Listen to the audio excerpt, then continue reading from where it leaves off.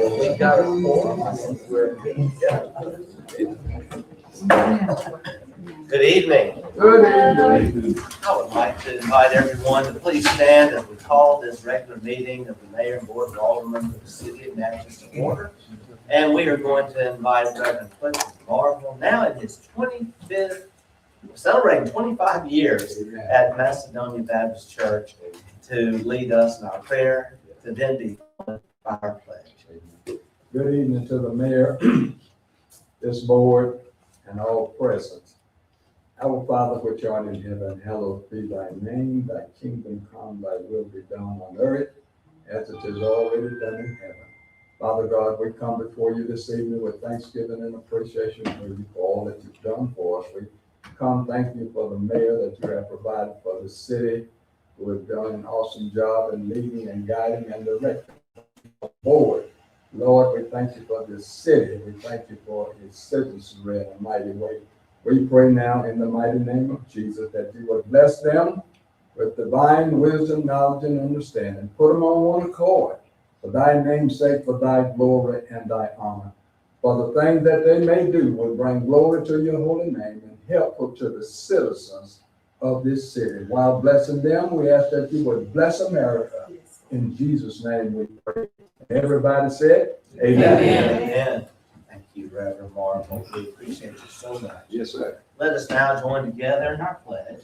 I pledge allegiance to the flag of the United States of America and to the republic for which it stands, one nation, under God, indivisible, with liberty and justice for all. Thank you. You may be seated. We'll ask the clerk to administer the roll call. Alderman Hall, here. Alderwoman Smith, here. Alderwoman Irvin, Here. Alderman Davis, Here. and Alderman Maloney. Here. Alderman President and County Court, except for Alderman Frazier. Thank you so much, Madam Clerk. And it's a pleasure to have our Deputy Clerk here with us this evening. Ms. Bell, as our City Clerk, is at the City Clerks Convention in Starkville tonight. And we also welcome Tiffany Howard. And Ms. Howard, it's so good, always good to see you and to have you here this evening. Next is our approval of minutes. And Madam Clerk? Yes, I'm asking for approval for April 14, 2026, regular call board. What's a pleasure. We have a motion by Alderwoman Smith, seconded by Alderman Davis. Discussion? Yes. Yes, Alderwoman Irvin. Mr. Mayor, board, as I was minutes, and when we got to our report, there was some information that I shared was not printed in the report for the call meeting under me. So I do have it written out and I want to give it to the deputy clerk so that she can add that to our minutes. Okay. All right. Thank you, Alderwoman. Thank you. Anything further? We'll call for the question. We'll proceed to a vote. All in favor of the motion indicate by saying aye. Aye. All opposed, nay. The ayes have it. Motion. Madam Clerk, we now will have our public hearing. We have a public hearing this evening on adjudicated properties. And the information was made available to everyone in your package. And according to state law, we will have this public hearing allowing for public comment from any of those that wish to speak regarding the properties. We will not actually have a motion made during the public hearing. Once the public hearing is concluded, we will then go back into our meeting and have discussion. If the board chooses to take action, the board will choose so at that time. So at this time, I'd like to have a motion to go into our public hearing on the matter of adjudicated property. Motion made by Alderman Maroney, seconded by Alderman Davis. Discussion? We will call for the question. We'll proceed to a vote. All in favor of the motion indicate by saying aye. Aye. All opposed, nay. The ayes have it. Motion carries. Thank you so much. Officer Vasquez, you are now recognized. Thank you. Good morning, Mayor. Good morning, Board. Good evening. Good evening. I'm ready to go home. It's been a long day. It's been a long day. But this is the public hearing for code enforcement for April 28th, 2026. Here we have the 20 Mississippi Code. 21-19. Before we move on, we have actually another officer now helping with code enforcement. If you could please introduce her. Yes, this is Sergeant Kelly. She's the new supervisor of code enforcement. Good evening, board, Mr. Mayor. Thank you, Sergeant Kelly. Welcome aboard. We are so grateful to have you. I saw you at City Hall today, and we're just so glad to have you doing the work you're doing. I appreciate it. Back to you, officers.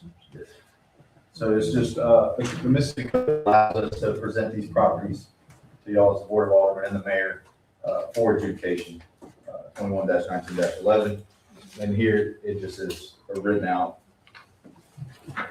Here we have the procedure that we do where we receive the complaint, the right-of-way inspection, we verify the property owner, TSC, the tax roll, and then the clear site, mail violation, reinspect, administrative search warrant if necessary, and a notice of public hearing is mailed out, and a final inspection is done within 48 hours of the hearing. Here we have the case logbook that we use to keep up with the properties. And here we have the first property. It's going to be 4 Claiborne Street, and it's going to be for blight and offensive accumulations. The owners are a foundation, Seeds of Change Resource Foundation. There we have when the warning letter was mailed out, 03/25, March 25, and the deadline was March 31st. The property was rechecked yesterday, it says right there, but it was also rechecked today. It just, I didn't have time to update that property. So it looks that, Alderwoman Irving, you're right. thank you, Mayor. So it still looks that way. Yes, Okay. yeah, there's a house. Yes. It's in my ward, so, you know. All right, so the next property is 1601 Eastwood Road for offensive accumulations. The owners are Joseph and Rebecca H. Honeycutt. The warning letter was mailed out March 10th, 2026, and the cleanup date was March 17th, 2026. The property was also rechecked today as of the latest, and it still looks like this. You can't see it too well, but the backyard is actually really overgrown, and then the front is like that. This has been like this for quite a while, actually. Even since last year, they did an attempt, and there weren't attempts to clean up, but now I think they just let it go back. So it's going to get a lot worse throughout the summer for sure. That's right. Yes, Alderwoman. That's a question. I'm curious, are any of these properties receiving tickets and penalties before they're adjudicated and grievance and responsibility? They're not. No. Is there any reason for that? We don't have an ordinance for that. Like for overgrowth, they give them a citation. For any of these? Like we don't have an ordinance in place to enforce it. The ordinance says to bring it before the board. If there was an ordinance for us to write a citation. There's no penalty. If y'all would set like a set penalty, we could do So that. then we just have it for, just to continue my questions, then we just have the ticket set for what? There are certain things, it just depends. There's a lot of ordinances, but like, parking, handicap parking, overstay parking, that type of stuff, but we don't have. In the past, we've given tickets for violations of our ordinances, so we'll look into that, but we did that the first 2 terms, or 2 terms at least. Yeah. Alderwoman Hall. I think that was for the vehicles, and since Commander Best has been here and Officer Vasquez, they have been working with all of these homeowners, and this was reduced from, I think, about 32 to what we have on this list today. So each meeting, they have been reduced from what they have. Yeah. I know they have, Appreciate yes. Yeah, and a lot of these properties are foundations and LLCs, and then also state properties where there wouldn't be a person to give the ticket to. But some of these named ones, if we could establish a set amount or whatever the board decides through an ordinance, then we could. Yes, We Alderwoman. just need to check them out, because until there are penalties, they're not, what's the motivation That's right. to take care I of the actually property? The believe we have- motivation is to let it come to us, I- and then we do it. I believe we have the capacity to I do too. write those. Thank you, we'll look into We it. will. Mr. Attorney, if you could look into that matter. I will. Yes. Back to you, Officer. Yes, sir. So the next property is 14 Homewood Drive. It's going to be for offensive accumulations. The owner is George Bassett. The warning letter was mailed March 31st, and the cleanup date was April 7th, 2026. The same procedure was followed. It was posted on the property. The hearing notice was mailed. Every notice was mailed on the same day, which is April 9th. It was posted at City Hall April 10th and posted on the property April 9th. You can see there's tires and other trash debris out in the property.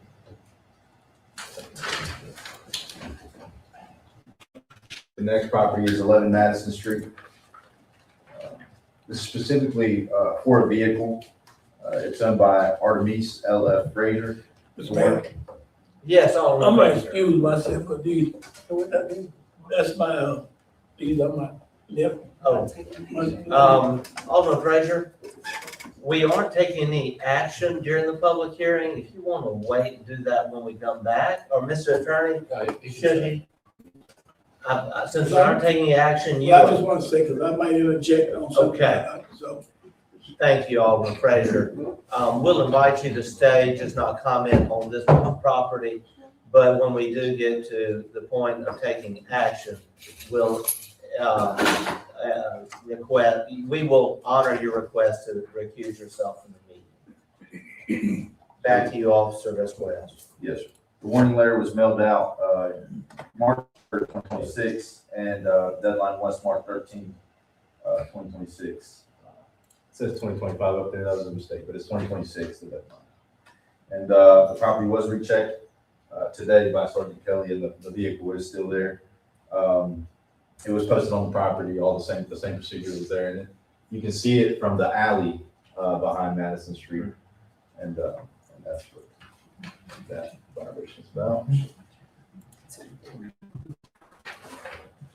Next property is 634 Maple Street for offensive accumulations.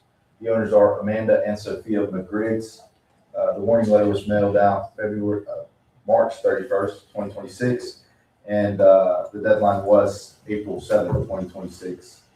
It was rechecked as well. It was rechecked today, and it still looks like this.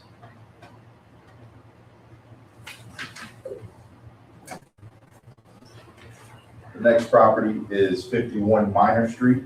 It's going to be for blight and offensive accumulations. The owner is Andrew Lavelle Smith. I believe the board gave Mr. Smith an extension, but we looked and we didn't know about the length of the extension, so we were just going to bring it back to the board and maybe know. Alderman. It is in my ward, and I did speak with that property owner, and so what he's doing, he has created and Mr. Morris Jackson is going to do demolition on that property.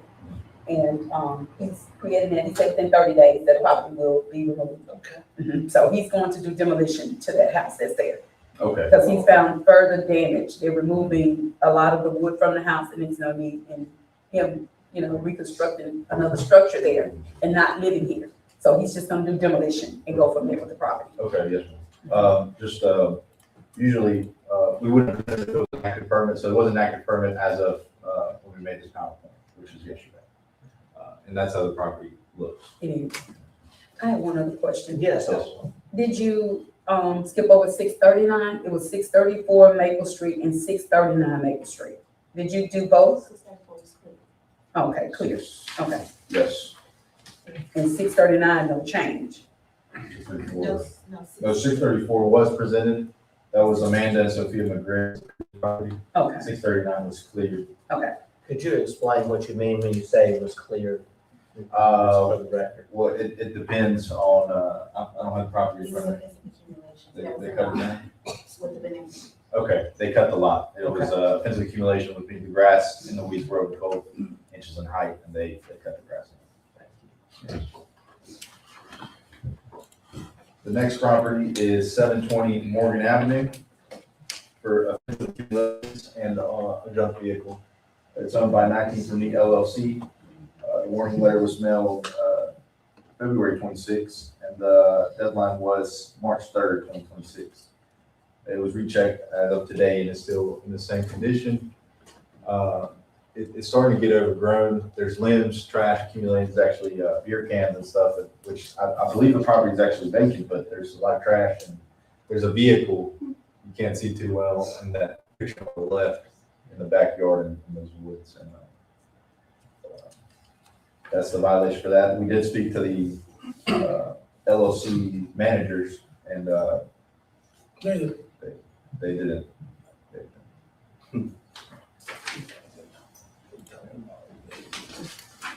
So 820 North Rankin Street is for offensive accumulations. It's owned by Anthony Clark.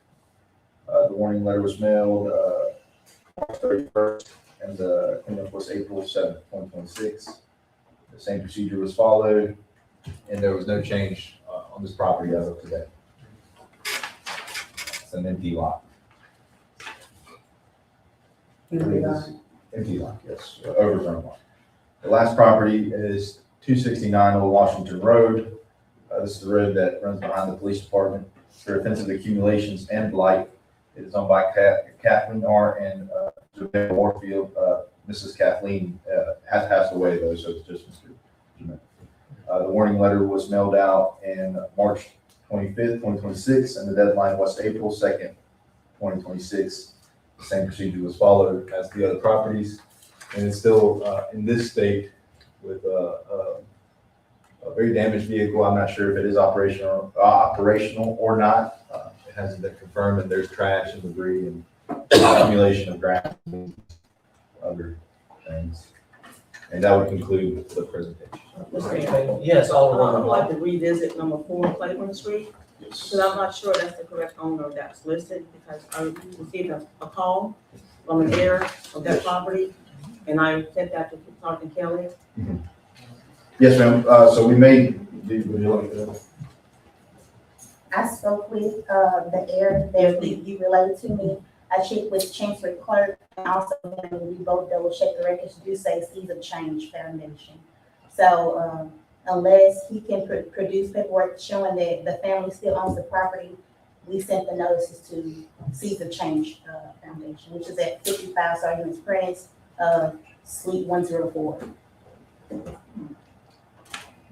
Okay, because that's in the Mazik family, number 4, which is heir property. So there's something. That's what he said. So Right. if he could produce anything that says otherwise, then according to the records that the city has, that's the, The county. yeah. The county, okay. Okay, thanks. All right. Mr. And- Mayor, Thank you. And Yes, Alderwoman. number 505 North Rankin, 506 North Rankin, and 810 North Rankin, they were cleared. 810 was also overgrown grass that was cut. 505 was windows and debris around the property. The windows were boarded up, and the property was cleared up. Okay, And thanks. Alderwoman. I have one other, I don't see it on here, 5 River Street, that was on the last, list that we had. And it has grown tremendously, overgrown. 5 River Street, it's been adjudicated. yes, well, the process has started, it was on the list last time we had an adjudication hearing. And so, Yeah, there has been no the last adjudication. okay, so why isn't it on the list? Just for me? Because it's already been adjudicated. So the entire process is being, because no one has been to the meeting in reference to that property. It was adjudicated at A letter was mailed, is that the adjudication process? A letter was mailed to the property owner, and the name was presented in the last hearing that we had, and nothing else has come about. And that's been right at 2 months ago. Yes, ma'am. So we send a letter about the public hearing, then we have a public hearing.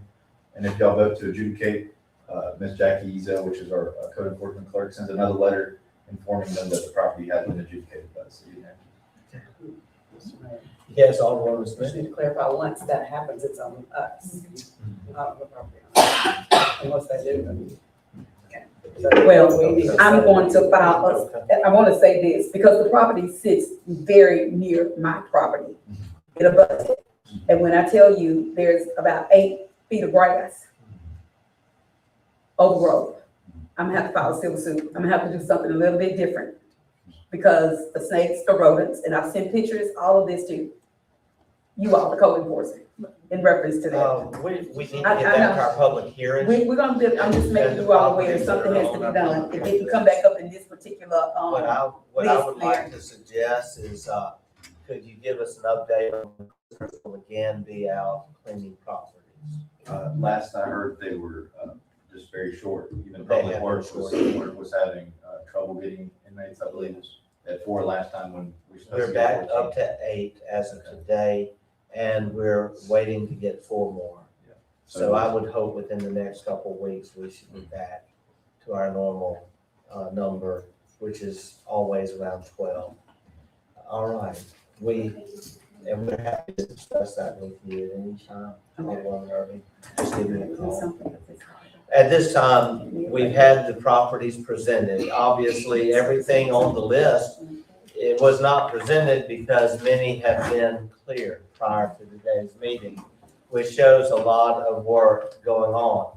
And so I would like a brief summary again of the properties that we are discussing tonight, because there's no reason for anyone to have to stand up to discuss a property that's no longer on the list. So if you could go through that for us. Yes, it's 4 Claiborne Street, 1601 Eastwood Road, 14 Homewood Drive, 11 Madison Street, 634 Maple Street, 51 Minor Street, 720 Morgan Avenue, 820 North Rankin Street, and 269 Old Washington Road.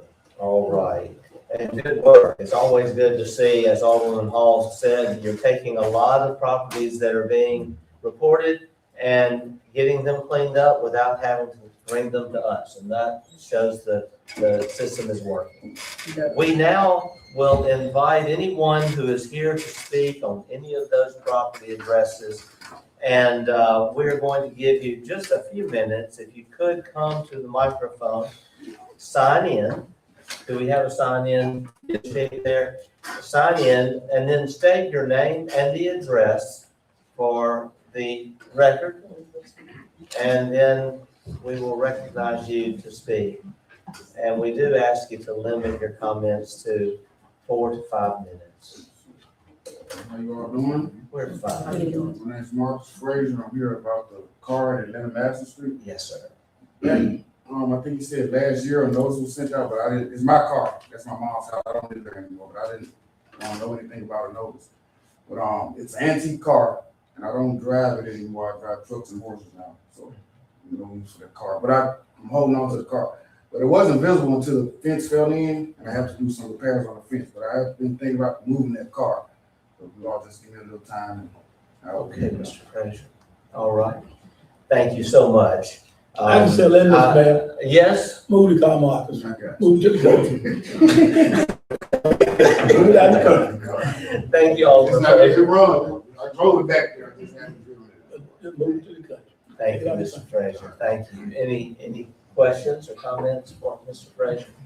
Mr. Frazier, we appreciate your coming here tonight. Thank you very much. Next. Somebody can have walk in. Yes, sir, Mr. Warfield. If you'll sign in and then we'll ask you to remind us the property address, I believe is 269 Old Washington Road.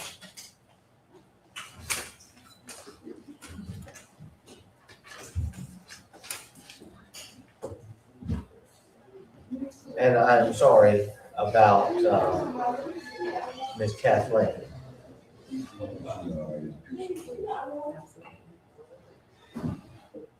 I got a quick question. Yes, sir. You say you've been coming by the house, right? You haven't seen no change, right? Oh, Mr. Warfield, we're going to need you to speak into the mic. You said you was coming by the house, you haven't seen no change, right? I said there's been no, I mean, I asked for the car to be moved because it was not operational, unless he could prove to me that it was operational. And there was trash and debris that you can see in both pictures. Okay, that trash been got up, because you need to come by there today. I've been here, because you didn't put on the rock, but the big limb fell and tore the fence down and everything, and I had limbs in my yard, right by the cars. I had to waste time trying to cut that up. I work a very busy schedule. I work in the evening and get off in the morning. I have a health issue, so I still get out there, but I don't have a time limit. I get it when I'm able to be getting it. When I got days off, Sometimes I have to work 6 days for the job I have. And, 4 in the morning, you wanna get up about 8, 9 in the morning, you don't have enough time. So I get out and try to get all that I can. I had a lot of that frost, when that freeze hit, I had limbs and everything in the backyard. Cause I try to keep up with everything. Okay, when you was in the back area on the back street, some of the stuff like the neighbors say, put it over inside the city would get it. When you put it over there, because I got limbs that trees that's on the other side of the fence that fall. So I have to take time out cutting stuff, and I cannot do things in a day or two. I have to get it while I have time off. My son, he works a different schedule. They try to help me most of the time. Most of the stuff in the front, I have boards. I don't leave out because I'm gonna be doing construction to my house. So right now, the house gonna be in construction coming around. So I couldn't do it during the winter time, so I have to pick it when it's like it got hot now. That car, it works. Just need a battery. I took it from my mom. The only thing is somebody shot the back glass out. So I have to put some over. I had a canvas over there, but it's not gonna stay there forever. It's gonna rot. So I have to wind up turning around buying another one to put on it, but it's taking time because I have too much stuff I be doing at the time. So when you come by, just let me know. The other one, he didn't come by, he didn't even say nothing, he just slapped the sign and didn't even talk to me. I don't like that period because respect takes you a long way. You have two very large dogs Yeah. chained in. Those right there, one gonna be going back to his owner. That one right there was found by another person who was fed. He just got paid for me having that. I used to have dogs, a lot of dogs, and you even know that, don't you? So there was a lot going on. Well, I try to keep them together. There's nothing vicious because of that grandkid. But most of my stuff, if you see something hanging from up under my house and it's sitting up high, that's because I shoved it up under there and put it in a stack. That's what I'm gonna be working with. And then I gotta redo my porch. But you talk to me. That's why I gave you credit for when I went around there to talk to the lady. I prefer people to talk to me and be specific with me. That's the only way you're gonna make it around here. But I appreciate you coming by. But I am doing things. When you first came, you seen the grass cut, and the city didn't do that. I did that, and I tried to do the one over on property that don't belong to me next to me. I have to cut it because I gotta worry about snakes too. And I just gotta keep things going. But me, I'm not fast. I have to go about pace. But as long as I'm getting things did, but for her car, I'm trying to get somewhere where she can put her car. I didn't want to until I put glass in it or seven. But they wrong. I think I had to do that for who was the other one that used to get called for? Johnny Ball. So I drove that car around at the police station. Yeah. That's all I gotta say. The property is gonna be in construction, so you might see some stuff there, but it left up to who is this? People that pick up the trash. I think they do it 2 times a month. More than Some, all you yeah. have to do is call. You got, Yeah, I done left a pile out there for about a month and a half, and another neighbor They complained do. about them not even picking it up, and they They stayed do have there. bulk pickup. yeah. You're right, twice a month. Yeah, because they didn't pick up. I didn't even seen them, and I'm sitting there looking at him when I drove up. He just rolled right on past. And if that happens, report it to the city hall office, and we will make a report to them. Yeah, because it really makes you, when you're putting it out there, you're expecting to get it. That's correct. And then the other neighbor behind me, she was complaining about enough. Yes, So yes. it takes time out. We gonna, try to take it to the dump ourselves. And since I let my son use my truck to go to work, we work at the same place. We have different days off, so I'm Yeah, not gonna put it in my car. Mr. Warfield, here's my card. If Meridian Waste does not come and properly pick up your garbage or trash, report it to us. Mr. Mayor, Alderwoman Smith? Yes, I wanted to ask if you have a phone number, because, well, first of all, chained dogs aren't illegal in the city. And I understand why, he's very respectful, and he would be happy to talk on the phone, but we would not put him, either of y'all at risk by dogs that are chained because they could hurt somebody. they can't walk up to the house with that. And that's a whole other issue discussed with animal The control. first, yeah, with the first dog, you had to worry about, but with these dogs, I got grandkids, and I do not have them around dogs that's gonna be vicious. Those dogs are baby. And I see people down here on the block walking their dogs, and I actually had them come to me to bite at me on a leash. So it's kind of a good problem. Alderwoman Hall. Yes, sir. I would, like to address the property that was removed that I got a call about today. Oh, we need to complete the discussion with Mr. Warfield. I just want to ask, This is our public hearing right now, and with the limbs, we're still Did you dealing with cut Mr. them? Yeah, I'm And coming bundle. on up where they can be able to pick them up with their, as long as they bring it out there and they pick it up, Mhm. that's fine, cause I gotta bring it from the back, and that's a lot of work. And bring it up there and then they gonna get it. And there was another property we said on Maple Street, on Madam McGree's. That's my daughter. She don't live here. I need to get her when I call her. Okay. Mr. All Warfield. right. I would just- Yes, Alderman. Mr. Warfield. Yes, Alderwoman. Mr. Mayor's correct, just call the city hall if you're not picking up your debris, because they're not gonna drive by every No, neighborhood every 2 weeks. But if they know something is there, they will pick it up.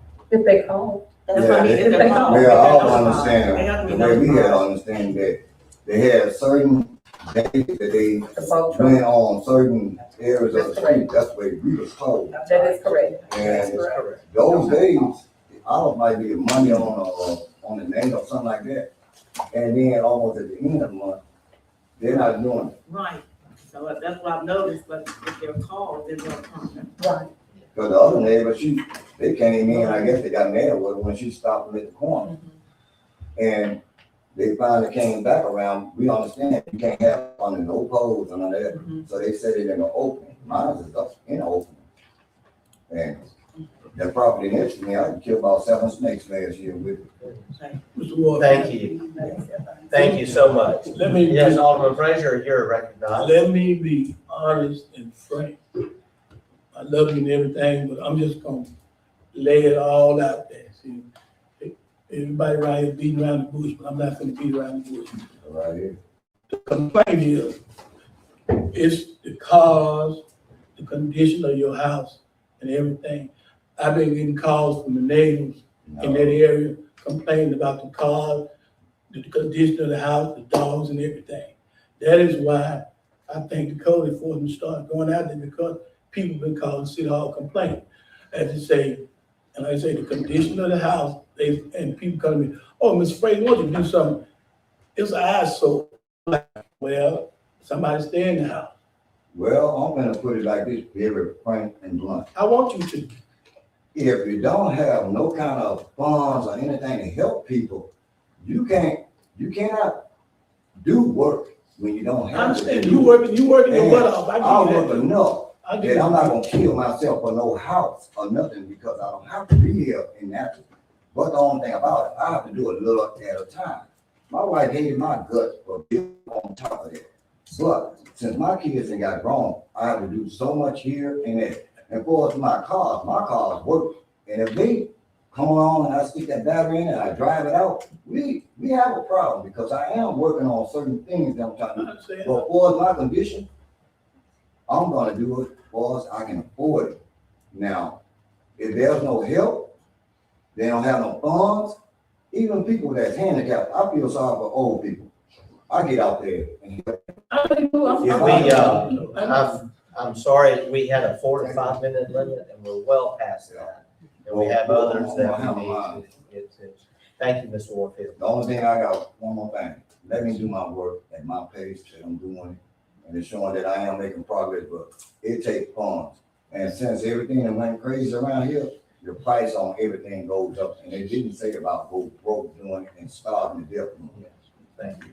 I want to reiterate for the record, Mr. Warfield, and for anyone listening, the city does have an ordinance against chaining any kind of dogs in the city limits.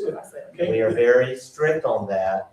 And now that it's been made public, before you get a visit from animal control, They can come, I would Jim's not my dogs. If anything, but they're on your property, and I would hate to see you get. they're gonna be gone. But the only thing I'm saying, They got a stray dog coming around my house, Yeah. living good, go down to Popeye. Then my best friend, I gave it a name, I call it Devilback. Everybody seen that dog. Don't have no puppies, because if I did something to that dog, I'm gonna do time. You have them puppies around the house, so when I catch them, I don't. put 'em in- Reported to animal control. They've been doing a good job getting out. We now have 2 full-time officers. They ain't got rid of that dog yet. The only Mr. thing they said Warfield, ain't we do have to move on, but thank you very much. Do we have anyone else here to speak on a property that has been discussed tonight on the adjudication list? Do we have anyone else? All right, yes. I'd like to Sergeant make Kelly. a statement, Mr. Mayor. I wanted to say that Meridian Waste does pick up bulk material. However, it has to Can you be speak louder? the Meridian Waste has a standard. They will pick up bulk material, but it has to be 4 feet high and 4 feet wide. So if there's a stack that's outside that standard, they may pass it up. Okay. But if they pass up your property on a day that you should have pickup, if you call 442-0333, they will put a work order in within 48 hours for pickup. Thank you so much. You're welcome. I appreciate you, Sergeant Kelly. Well, with no one else to speak, we're about to go into our regular meeting. Something for the public hearing, It Alderwoman Hall. was for a property that was removed, but I got called today, so I needed to, I What? will address that. Okay, what property is that? It's 316, it's not on here. It has been removed, but some of the neighbors are complaining, and want to know why. So Okay. I've investigated. Officer Vasquez, can you But- speak to that? That's the same way 316? River was. 316. Is this, you want to do it after the public hearing? Let us go ahead with the public hearing. I'll entertain a motion to adjourn our public hearing. Second. Motion made by Alderwoman Smith and seconded by Alderman Davis. Discussion, we'll call for the question. We'll proceed to a vote. All in favor of the motion indicate by saying aye. Aye. All opposed, nay. The ayes have it, motion carries. We're now back in regular session. Alderwoman Hall, I recognize you. Thank you. Sergeant Kelly is aware of this as well as Officer Vasquez. I received a call today. In fact, about 316 Orleans, and neighbors were angry that that property was removed from the list. So upon investigation, on the 21st of this month, April 21st, Sergeant Kelly received a call from the owner of 316 referring to a notice for offensive accumulation and blight. He advised Sergeant Kelly that he has plans to restore the residence and needs to know what the steps were to proceed with that. She advised him that the property is in a historic district and requires approval from the Preservation Commission. She also contacted our city planning department and obtained an application of certificate for appropriateness for Mr. Riggs, the owner. Sergeant Kelly followed up with him, and he did pick up the application. And also on the 27th of this month, Sergeant Kelly received information from our planner, Mr. Tingle, that Mr. Riggs submitted his application to the Preservation Commission to make repairs to his house at 316 Orleans Avenue. And that is going to be, I think, heard in June, according to the standards and the application process for our Preservation Commission. So that is the purpose of that property being removed. Okay, thank you so much, And I would like Alderwoman this Hall. placed upon the minutes. Certainly, thank you so much. Well, we now are back in our regular meeting. We had our public hearing. We have gone over the list. We now have the properties that we have just discussed: 4 Claiborne Street, 1601 Eastwood Road, 14 Homewood Drive, 11 Madison Street, 634 Maple Street, 51 Minor Street, 720 Morgan Avenue, 820 North Rankin Street, and 269 Old Washington Road. At this time, we can entertain a motion to approve a resolution adjudicating the nuisance properties. That resolution would then be read publicly once it is passed. If there are any alterations that are desired on this list, Alderman, in making the motion and supporting the motion, you need to specify if there are any properties that you would like to see taken off. I'll move the motion as is. A motion has been made by Alderwoman Smith to pass the resolution adjudicating nuisance properties with the list as discussed. It has been seconded by Alderman Maroney. We now have discussion. Do we have any discussion? Question has been called. We'll proceed to a vote. Alderwoman Hall. Alderman Frazier. Alderwoman Smith. Aye. Alderwoman Irving. Aye. Alderman Davis. Aye. Alderman Maroney. Aye. The ayes have it. Motion carries. At this time, I will ask Officer Vasquez, our code enforcement officer, to read the resolution as required by state law. Resolution adjudicating nuisance properties in the city of Natchez, Mississippi. Whereas the charter of the city of Natchez, Mississippi provides powers to the mayor and board of aldermen generally to ensure property is clean and maintained and to ensure the health, safety, and welfare. And whereas the mayor and board of aldermen, as authorized by state law and by section 42-81B of the Natchez City Code, following the provision of the notice required by section 21-19-11 of Mississippi Code of 1972, as amended, held a public hearing on April 28, 2026 at 6 p.m.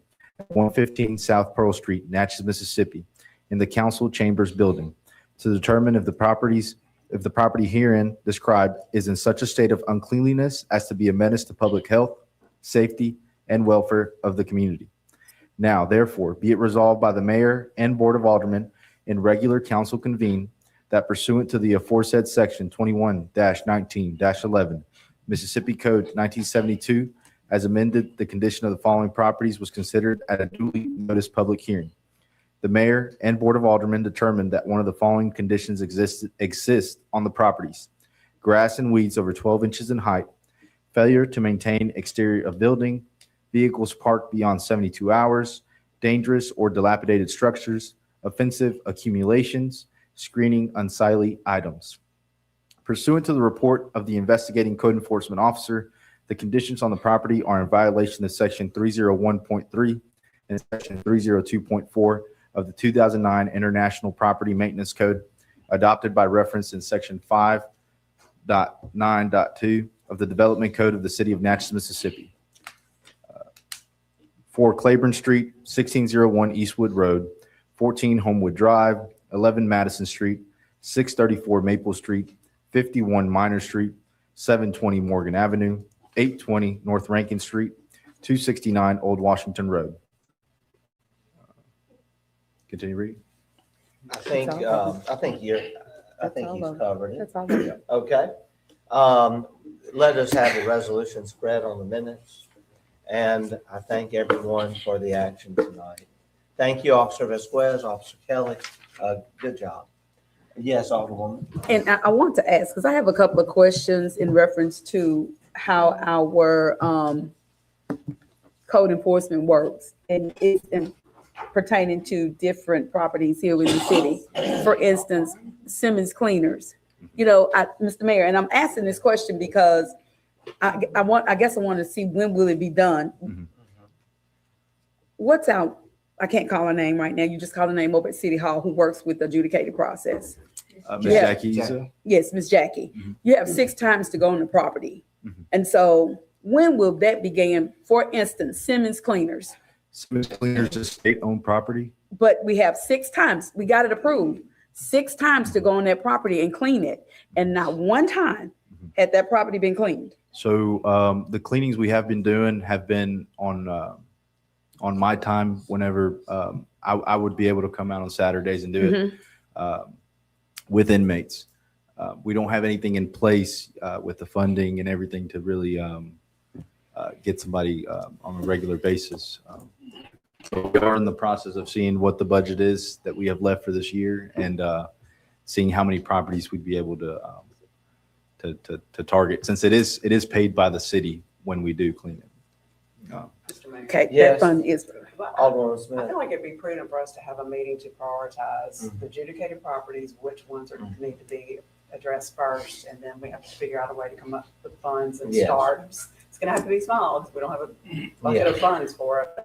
But We need a it's, plan. Yeah. we Alderwoman definitely need a Irving? plan. We definitely, and that was the thing that I had, because I have several locations down that we have that too. And then I also want to state this, one of the adjudicated property belongs to the actual city.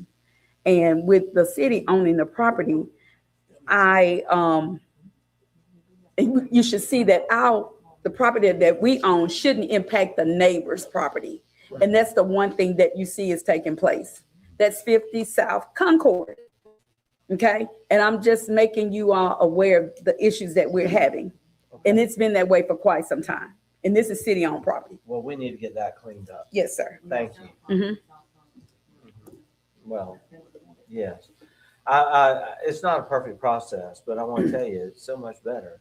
We are getting a lot done, and we're getting the majority of it done without having to spend city money and without them having to go through the adjudication process, just as you got so many of these on this list handled prior to coming to the meeting tonight. Thank you very much. We're now going to move on. Department Director's reports. Thank you very much. Thank you. Mr. James Johnston, Community Development, you're recognized. Good evening, Mr. Johnston. We're good. How are you? I did lay a draft report at your respective, in your packet the other day, and I did put an updated agenda at your respective desks earlier because I have added to it several times. Task order number 4, 2025 Brandfield Assessment Grant from the Environmental Protection Agency. Staff in concert with PPM Consultants, the city's qualified environmental professional, is requesting a motion to approve task order number 4, not to exceed $6,000 to conduct an environmental assessment at the GW Brumfield School, which is a component of Mississippi Home Corporation Housing Tax Credit Program. So move. Second. Motion made by Alderwoman Irving, seconded by Alderwoman Smith. Discussion? We'll call for the question. We'll proceed to a vote. All in favor of the motion indicate by saying aye. Aye. All opposed, nay. The ayes have it. Motion carries. Next item. Purnell Hill Drainage Improvement Project, spearheaded by Public Works. Bids for this drainage improvement project were received today until 10 o'clock a.m. on Tuesday, April 28th. A summary of the bids are as follows. You see, we did have a good turnout for bids. We did have one declared an irregular bid because they did not recognize the addendum. Staff, Dollar and Justin Dollar, myself, in concert with consulting engineer Waycaster Dungan, is requesting a motion to accept the low bid of Hope Enterprise LLC totaling $69,560, which includes the base bid and at alternate number 1. Pleasure of the board. So moved. Motion made by Alderwoman Irving, seconded by, No. I'm That was sorry, Smith. Alderwoman Smith, seconded by Alderwoman Hall. I'm just looking at these and we'll have discussion. Yes. Alderwoman Irving? And this is my same question again. How many projects do they have completed? Because we just approved them just 2 weeks ago in our They probably meeting. have 2 or 3 open projects, but we did go through a very competitive bidding process. As you see, the number of bids that were received on the spreadsheet provided, and they were low bid. We did advertise per state law. We did upload to MTAP as well, and we put onto a online bidding portal. And so they did, submit their bid, Right now, they are finishing up the bathroom at City Hall, and they are doing the partitions in the main exhibit hall at the Convention Center. And I believe those are the only 2 open projects that we have with that vendor. Had they closed everything out with the golf house? Yes, ma'am. Okay, I'm just making Oh, sure yes, ma'am. they walkthroughs and Yeah, all of that. We'll be requesting permission to advertise for phase 2 of the golf clubhouse next month. Okay. Any further discussion?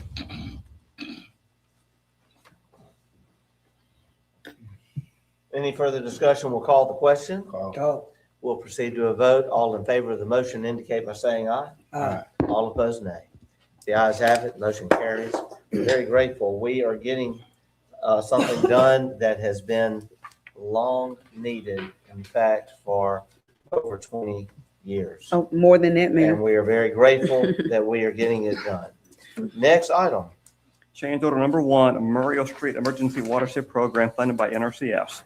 Staff, Dollar and Johnston, in concert with consulting engineer Waycaster Duncan, is requesting a motion to approve change order number 1 totaling $58,227.70, bringing the contract value to $157,820.20. and is based on the discovery of previously unknown buried tires, well over 1,300, and debris within the hillside during construction. The removal and proper disposal of these materials were necessary to proceed with the work. As a result, quantities increased beyond the original estimate, impacting both material and labor. This change order reflects the adjustment based on actual field conditions and associated disposal costs, resulting in an increase in the contract value. Pleasure of the board. Motion made by Alderwoman Smith, Second. seconded by Alderman Davis. That's a lot of tires. You should see And that's a lot of extra I got some money. questions. And That is Mr. a Mayor, lot of extra I have a money. concern. It is, but it is within our Alderman budget. Frazier, I'm gonna Okay. recognize you.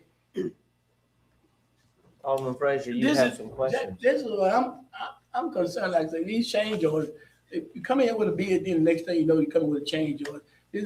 That's a lot of money. We done ballooned over to about 100 and some. The board might recall when we did bid this and receive bids, it did come in well under budget.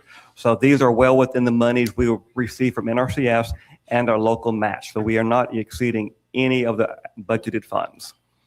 But again, I mean, if you go to the site, you know, you'll see some of the tires down there. How much is our match? Our match is always 25%.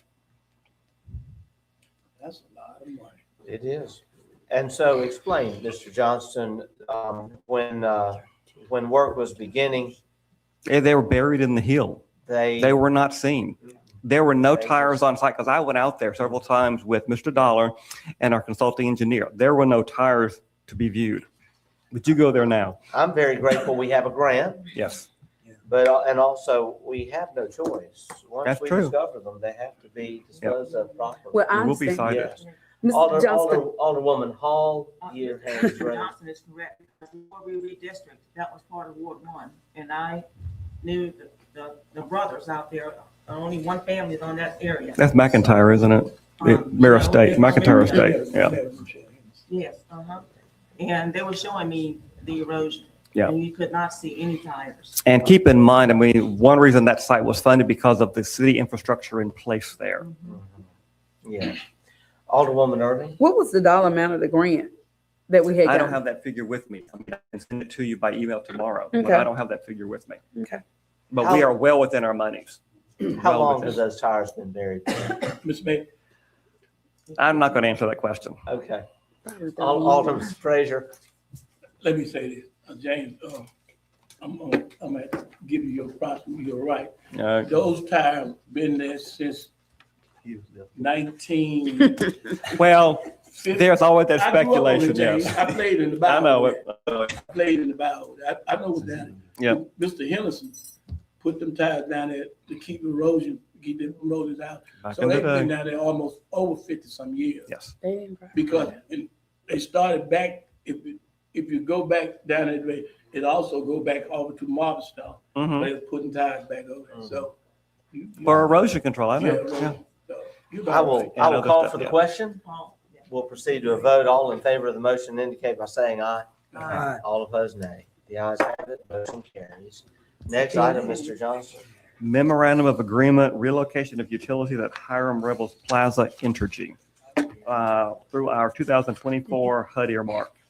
Staff is requesting a motion to approve the MOA between Entergy, Mississippi and the city of Natchez to relocate its utilities to Hiram Rebels Plaza at a cost not to exceed $15,024.10, so that their utilities do not interfere with the work to be performed by the to-be-procured contractor.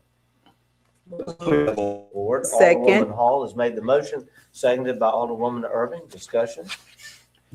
Call the question. Yes. Alderwoman Hall has called the question. We'll proceed to a vote.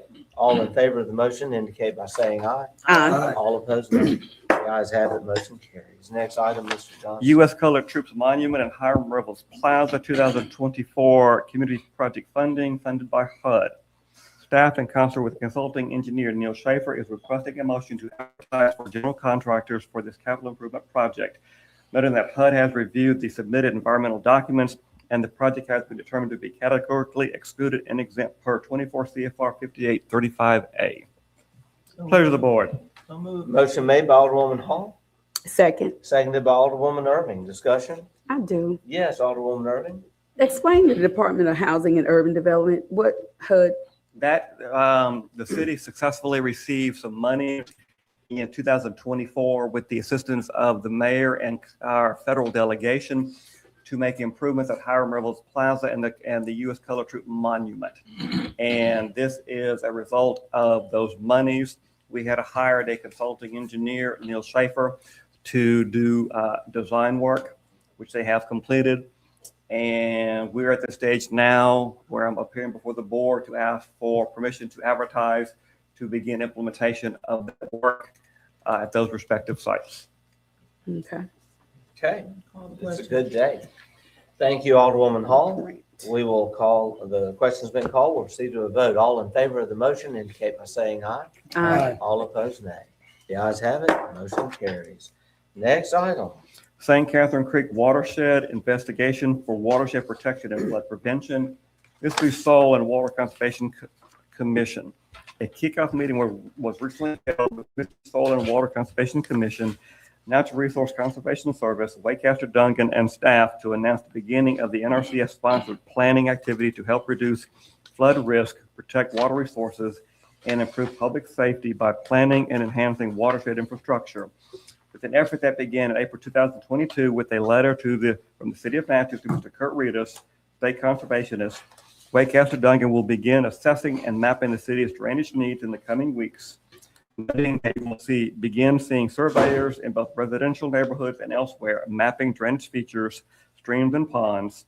These surveyors and crews may also ask permission to either enter private property to photograph and/or to assess drainage conditions. In addition, there will be one or more public meetings in the coming months to obtain public input as Waycaster Duncan continues its work on this watershed planning activity. And I have provided at your respective desks a 2-page summary for your reading pleasure. That was an FYI only. Very good. And my final FYI. And I want to just comment on this FYI. This is something that's been ongoing a while, and it's great to see that it's continuing.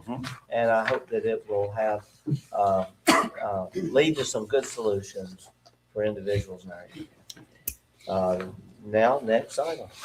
FY26 CDBG Public Facilities Application with monies from Mississippi Development Authority. Miss Lynette West asked staff to inform the mayor and the board when the required public hearing for this grant application would be held. This public hearing will be held on Wednesday, May 13th at 2:00 p.m. in this building. All right. Questions? Thank you very much. Thank you.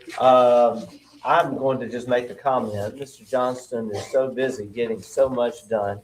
And anyone who just rides around the city or goes through some of our properties, some of our city-owned properties, will see just the amazing progress that's been made. We're really grateful.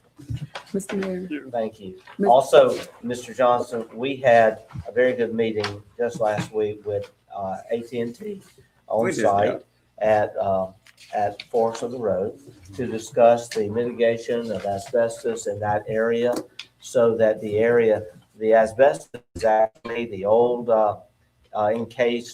encasement for data lines that used to traverse the old bridge there, that is going to eventually be restored and transferred over to the federal government to be part of the, Forks of the Road site. AT&T is working with the city. We had a very good meeting, and we're very grateful also to have the Park Service there and other federal officials there. I believe that the process is moving forward, and in just a few months, it will be taken care of. Alderwoman Irving? I was just wanting to ask Mr. Johnston, it says that you'll be having public meetings. Those will be what time frame, morning, afternoon, or? They have not been established yet, but my assumption is afternoon and or evening. Okay. All All right. right, thank you. Thank you. Next, we have Ryan Porter, Parks and Recreation Director. Mr. Porter, good to see you. Good afternoon, Mayor, Good Board of evening. Aldermen Good and evening. women. Excuse my appearance. I've been dragging and raking baseball fields all day. So basically, we're going to go from the canvas slide first. Um, We've all seen this before, I've made a few additions. Next slide.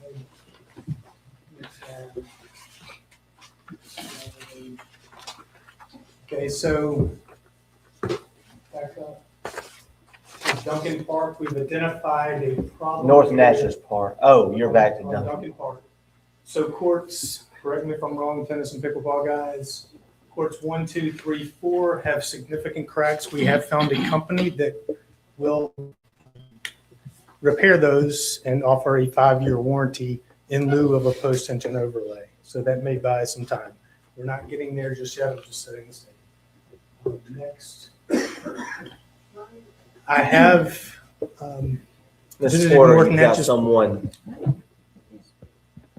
Is there a clarification? We have it right. Sure, I mean, sure. No, One- but we want to make sure the information's correct. So 5, 6, 7, and 8 are over here. 1, 2, 3, and 4 are over here. Either way, the courts on the east side of the new tennis center need significant repair. The On courts the- on the on west the side, west on side. the east side, don't require as much repair. Post-tension overlay in the mid-90s, relatively no cracks. Moving next to North Natchez Park, we were able to get a contractor down, boots on the ground, that offers this significant crack fill.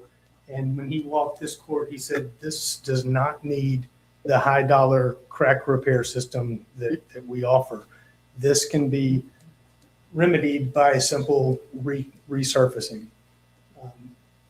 Show you a couple of, those are the cracks. That's the condition of North Natchez Park. Next slide. Back to the Duncan Park, you can see the difference in the cracks. And the next slide is a comparison of the two. This is the worst crack at Duncan Park versus the worst crack at North Natchez Park that I can find. What, if I may say, that looks, thank you, that looks totally different now, because they were cracked and they were severely cracked. I mean, they were out there playing just as early as December, January. So something has been, So what I'm telling, and this is a network of cracks. It's not just a linear crack. So according to the experts, this can be remedied by a simple quote unquote resurfacing. It's more than a paint job. It's actually a pretty thick layer, several coats of paint. Next slide. Next slide. So where we are now, that's severe versus what they call a surface crack. Again, this can be repaired with a simple resurfacing. Mr. Mayor, excuse me. Yes, Alderwoman. There are more slides from North Natchez I think we need to see. Okay. Mr. Lee, to put those up, please.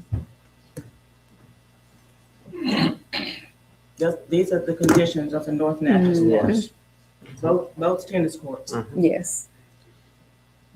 I am hopeful that tonight we will be united in moving forward with solutions. Both, not just one. Right, it's We both. want to research.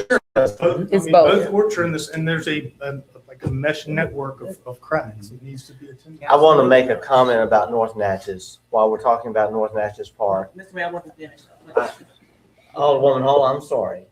Because we said from day one in 2020, what is good for South Natchez is good for North Natchez. The north part of town is good for the east section of Natchez, is good for the west. And we have not been faithful to that. So it's time.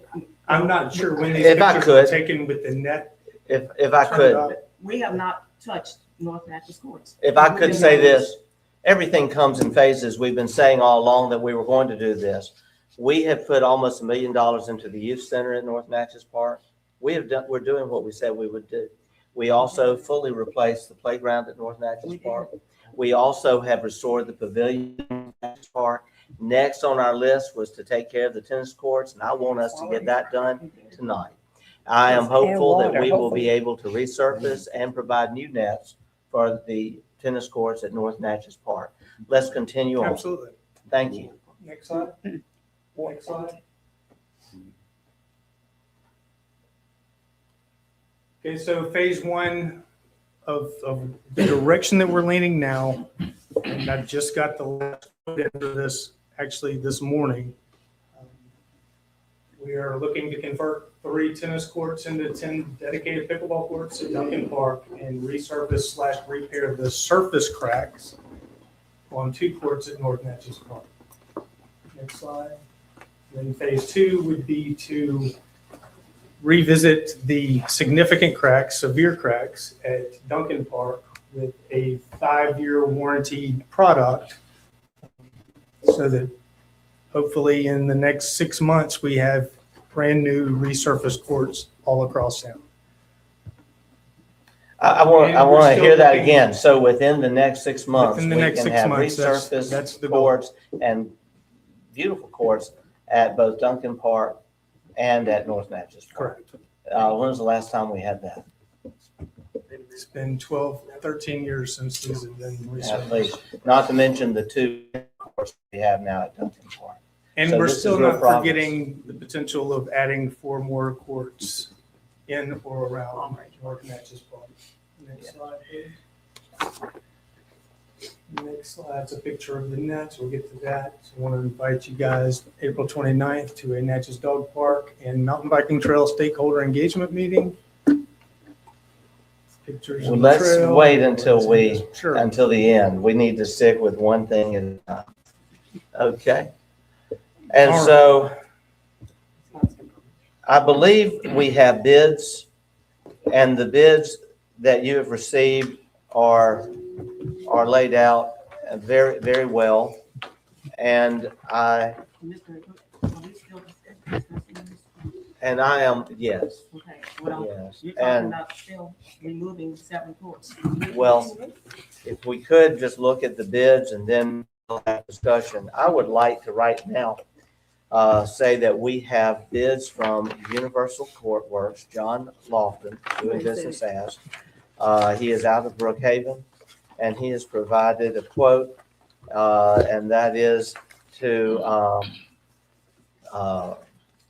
let's see. I want to look at the one, this is North Natchez Park, and I think we need to know what the bids are, and then we'll entertain a motion. Mr. Porter, you worked so hard to get the bids. Why don't you present the bids? If you look, we do have a very good document, and it's right there on the screen. Let's have you present that, Mr. Porter. So basically, for the high priority, project 1 is what one of project 1 would be North Natchez. That's what the newest quote labeled that, because he knows that that's the #1 priority area. So basically, John Lofton came in at $10,600 for North Natchez, and he came in at $31,500 for Duncan Park. Pro Track and Tennis came in at $29,700 for North Natchez Park, and he came in at $44,400 for Duncan Park. And so John Lofton is providing a quote in the amount of $31,500 and $10,600 for phase 1 of the Duncan Park and North Natchez Park tennis pickleball resurfacing. Do I have a motion to approve? Motion made by Alderwoman Smith and seconded by Alderman Maroney. We'll have discussion. Alderwoman Hall. They're still asking for 1 court at North Natchez, not 2 courts. We need to do 2 courts. That includes both courts. That's it. Right here's your paperwork, says 1. It says 1 court, resurface 1 tennis court for the city of Natchez. That's obviously a typo from him. He's well aware that it's. And you're also talking about removing 3 Tennis. courts to make 10 pickleball courts. And every last one of you on this days, everybody has received the emails I've received from the pro-certified tennis coaches in this area, as well as other people in this area. And just today, I received another email from the mother of one of the coaches who was a coach here, who's now almost 90 years of age, who played tennis. So no one is listening to what is going on here.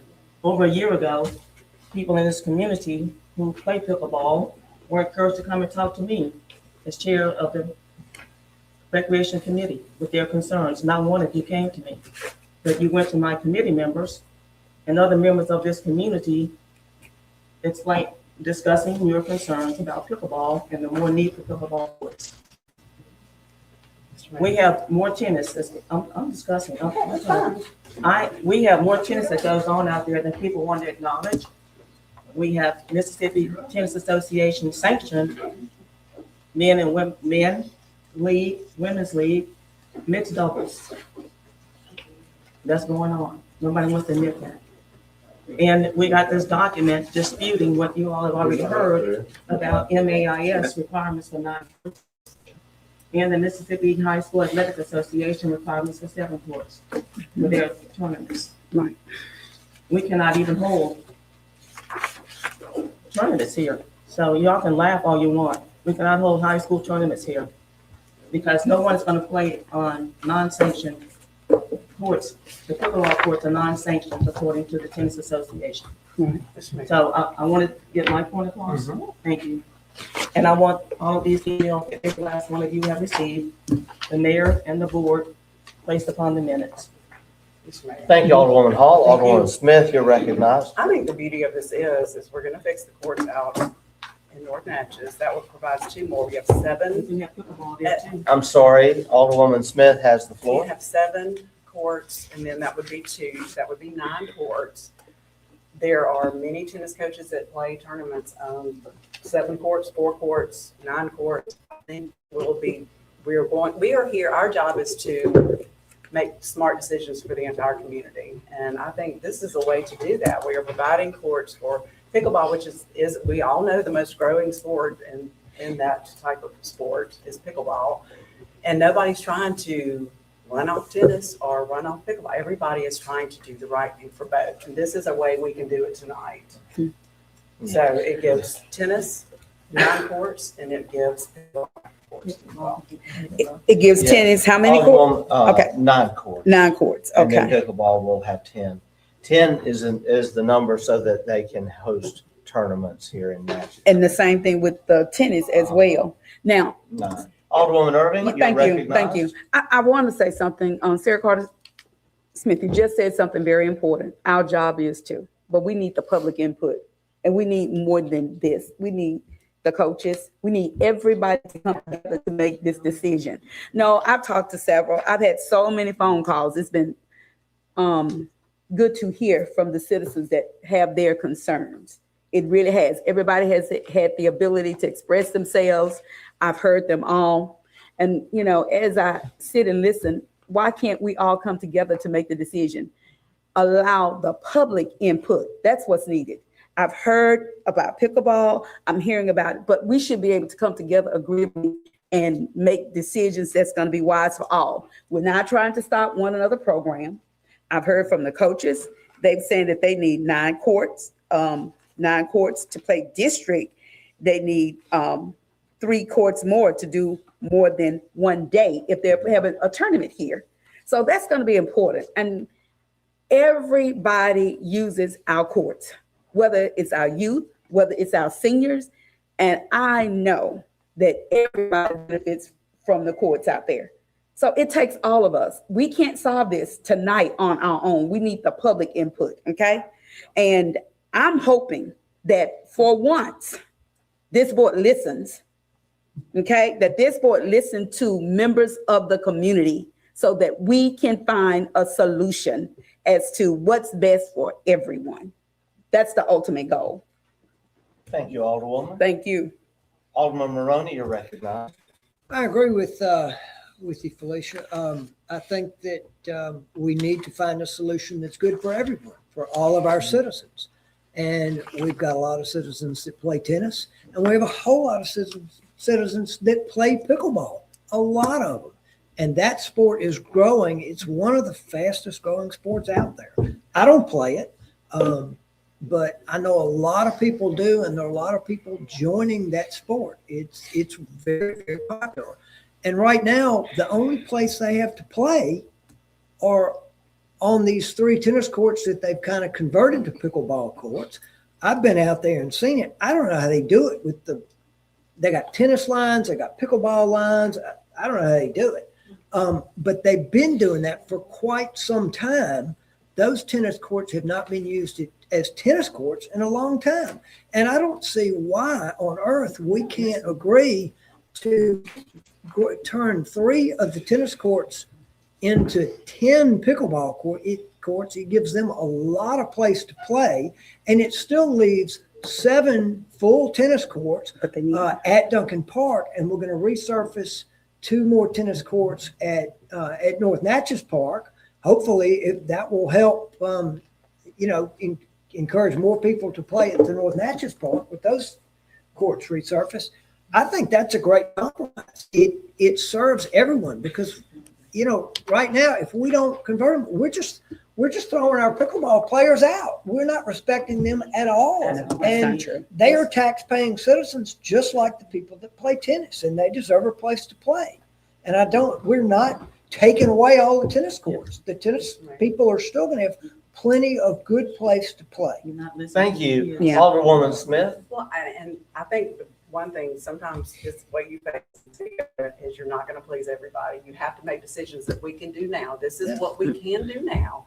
Later on, we would like to add more tennis courts. I hope we can sanction for every kind of tournament on the earth, but for what we can do right now, this is the best solution because there can be tennis tournaments. And I mean, I know my kids have played. I had 3 kids that played. So I know sometimes we did it on 4 courts. Sometimes we did it on 7 courts. Sometimes we went to day and did half and half. There are compromises and there are ways to have it. And it would be lovely for the tennis coaches to be able to put every kid on 9 courts in one place. I know that would be ideal. But sometimes you just can't do that at this point in time. We might have to make some compromises. So anyway, I'd like to make the motion to proceed with it, and then we can have. The motion's already been made. Okay. I will recognize Alderwoman Irving. Thank you. Have we thought about the former swimming pool over there, filling it in and creating 2 more courts? Have we thought about that We don't have idea? the money for that. But you do have it. Now, if we go to our National Tennis Association, there are grants and money that can be found there that they would, and we need to. That's Just to that's speak what on I'm that gonna for a ask him minute, to do. from what I understand and what I've been advised against is to put any permanent structure, any type of slab over that old tennis court. Because the condition, over the pool, because the condition of the bottom of the pool has severe cracks in it. There's no telling how much ground has been lost underneath. So if we spend $250,000 on any permanent structure over there, we're wasting that money. So in my opinion. So you couldn't go back, and we just said resurface. You couldn't go back to resurface. Why not? Let's just have someone go and evaluate it. That's just one of the solutions. But again, I would like to see us, our director, apply for those different grants that are out there to see what we can do to get more funding. And from what I've been told, and this is from other directors of tennis and parks out of the state, that they're funding at basically 100%. All you have to do is apply for those grants. Yes, and we will apply for those grants moving forward with the second and third phases. Absolutely. But we've had so many phases and we have not held haven't had up a to the single promises phase. of those phases. When we're looking at each park out there, there's not water for anyone out there at those parks. But it is, because this is a part of the upgrades of the parks. Yes. And it's an amenity that is needed. I mean, we're out there. I agree. Yes. I agree 100%. Yes. Alderman Maroney? I agree. Felicia did talk about getting public input, and I don't know whether she knows, but we have had multiple meetings, 3 meetings with tennis and pickleball stakeholders. We've had those folks, the ones that are heavily involved in it from both sides, come together. We've had meetings, we've discussed options, alternatives. We've done this. We have had these meetings, and the plan that's presently being put forth is what everyone determined would be the best compromise. that would give something for everyone. I'd love to see us be able to build a full pickleball center at some point, and maybe eventually take these courts back to full tennis courts at some point. Maybe we can do that at some point. But we have kicked this can down the road too many times, far too long, and it is time to do something. And this is a simple and really not that expensive alternative. I think it works. And I know Felicia, I know that Valencia is against it, and she will speak up against it again, but I just don't see how this is not a reasonable way to proceed. Thank you, Alderman Maroney. Alderwoman I Hall. brought this up at the last meeting. No one has spoken to the coaches, but one coach. And I had removed myself from tennis for this very reason. No one was listening to me. I was not getting the support, and I've shared that with you. But no, I'm no longer going to be silent on this. And the coaches have spoken out. They've given what they need, what is required. And so whoever presented this document is disputing what pro coaches have said, what the MAIS has said, what the Mississippi High School Athletic Association has said, that are required. So, and the last meeting also said, why do we need these students out there the way they're out there? Yes, their season may be 2 months, the tournaments and matches. However, they begin in January, and they're there year round. That's right. They pay their. So I'm going to say let me one. finish, please. Every school pays their $300 every year. Their kids are there year round playing. They pay their fees. And I am very well aware, not everyone who plays pickleball pays. There are a few couples who pay their annual dues, but the majority of people who are out there playing are not paying. Well, they need to be. Whereas tennis players are. Everybody need who to plays be. on their court has to pay a court fee. That's right. I've given plenty of time to everyone else, and I'm just going to please ask that I be allowed to speak.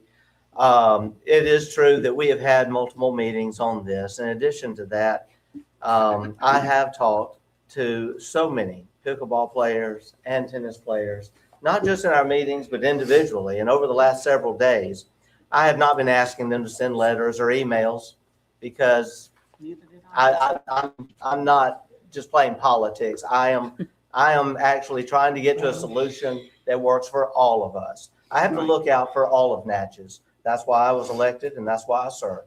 I want to say this. I have talked to 2 coaches here in Natchez, Adams County, who have given me some very interesting information.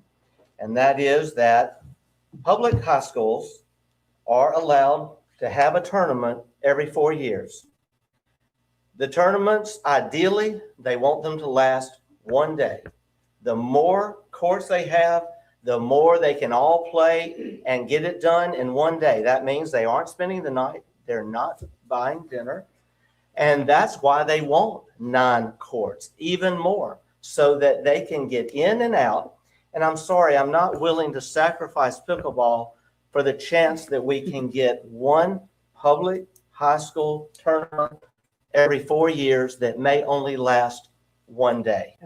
I'm sorry, I've been very polite, and I have the floor.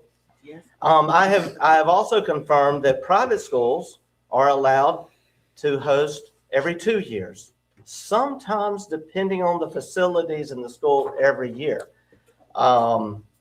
The situation there again is that they like to have as many courts as they can so they can get that tournament in and out in 1 day so that parents aren't having to spend the night and so that they aren't having to spend money on lodging and on dinners and breakfast. Well, that's one private school tournament possibly every 2 years, 1 day. That's one high school tournament every 4 years, 1 day. Meanwhile, last week we had 30 pickleball players playing at Natchez. Why do they have the money to contribute to this right now? Because they've been having tournaments, even on the lousy courts they have right now, which are an embarrassment to Natchez. I spoke today, and I'm just going to say it. I spoke to my childhood tennis instructor, Barney Chadwick, today. Barney's brother Billy, 30-year tennis coach at Ole Miss. Barney himself, he oversaw the renovation of River Hills Club. Then he created a private club in Oxford. They have in Oxford gotten so serious into pickleball because the youth are into it. They are having 70 young people a week engaged and involved in pickleball in Oxford.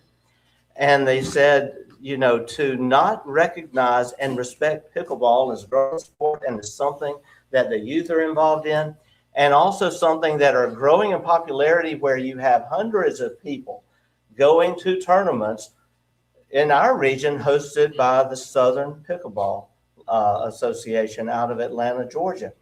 We have an opportunity to host these pickleball tournaments here with 10 courts.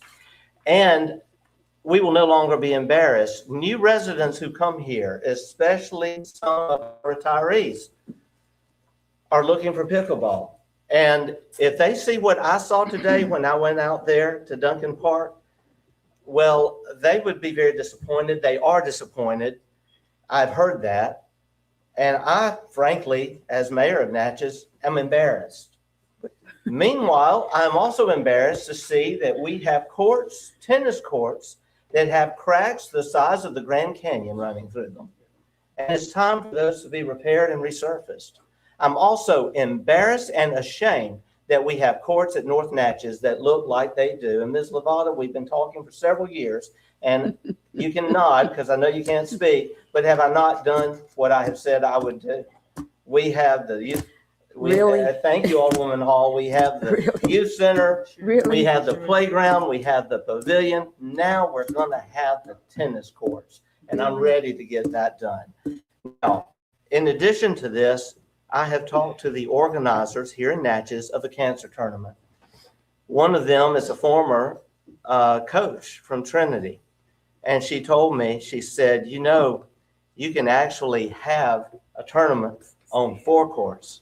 We did it because we love it, because you get to watch each other play, and the players get to watch their teammates play, and it makes for a better rather than everybody getting out there, everybody playing where nobody's watching, and then they're done and they go home. She also, and the other organizer of the cancer tournament, said that the cancer tournament was functioning and operating on 8 courts, and the last few tournaments not even utilizing all 8, and that 7 courts can work with this. But in addition to that, the cancer tournament can use North Natchez, and also I have confirmed that the city of Vidalia is willing to allow us to use their courts for these tournaments as long as we play in Vidalia between 9 a.m. and 4 p.m. when the sun rising or setting is not an issue. I also have to say this. What the Pickleball Association is offering, paying half of the cost of resurfacing these courts, paying half of the cost for the nets, and pledging to work with us in raising the other half, is a generous offer. But if we don't take advantage of that offer tonight, and we impose upon them to continue playing on what are horrible. I want to ask, how many aldermen up here have actually seen our pickleball courts at Duncan Park? I have. No, well, then I hope you share my shame in saying that we are a city on the move, and that's what we're providing for our pickleball playing citizens. It is an outrage. I also want to share this. The conversation I had today with my old tennis instructor, and someone I've known since I was literally a baby because he grew up with my oldest brother, was very revealing in that tournaments are held now in a creative way. And it was so interesting when I was shared this. This information comes from the latest software available for AI. And it absolutely refutes what we have heard. In going through 67 different online sources using AI, this is what it says. The original number cited, MAIS requires 9 courts, MHSAA requires 7, USTA minimum of 10, remain inaccurate. No official handbooks, rules, or guidelines from the Mississippi Association of Independent Schools, MAIS, or Mississippi High School Activities Association, MHSAA, specify a minimum number of courts, such as 9 or 7, that member schools must have or maintain to field teams, participate in competition, or host matches.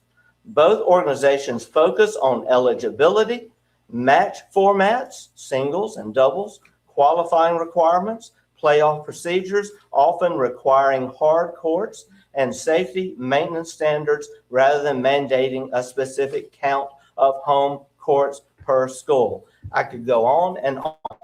It is a fallacy that has been created by coaches who want to get in and out and not spend the night.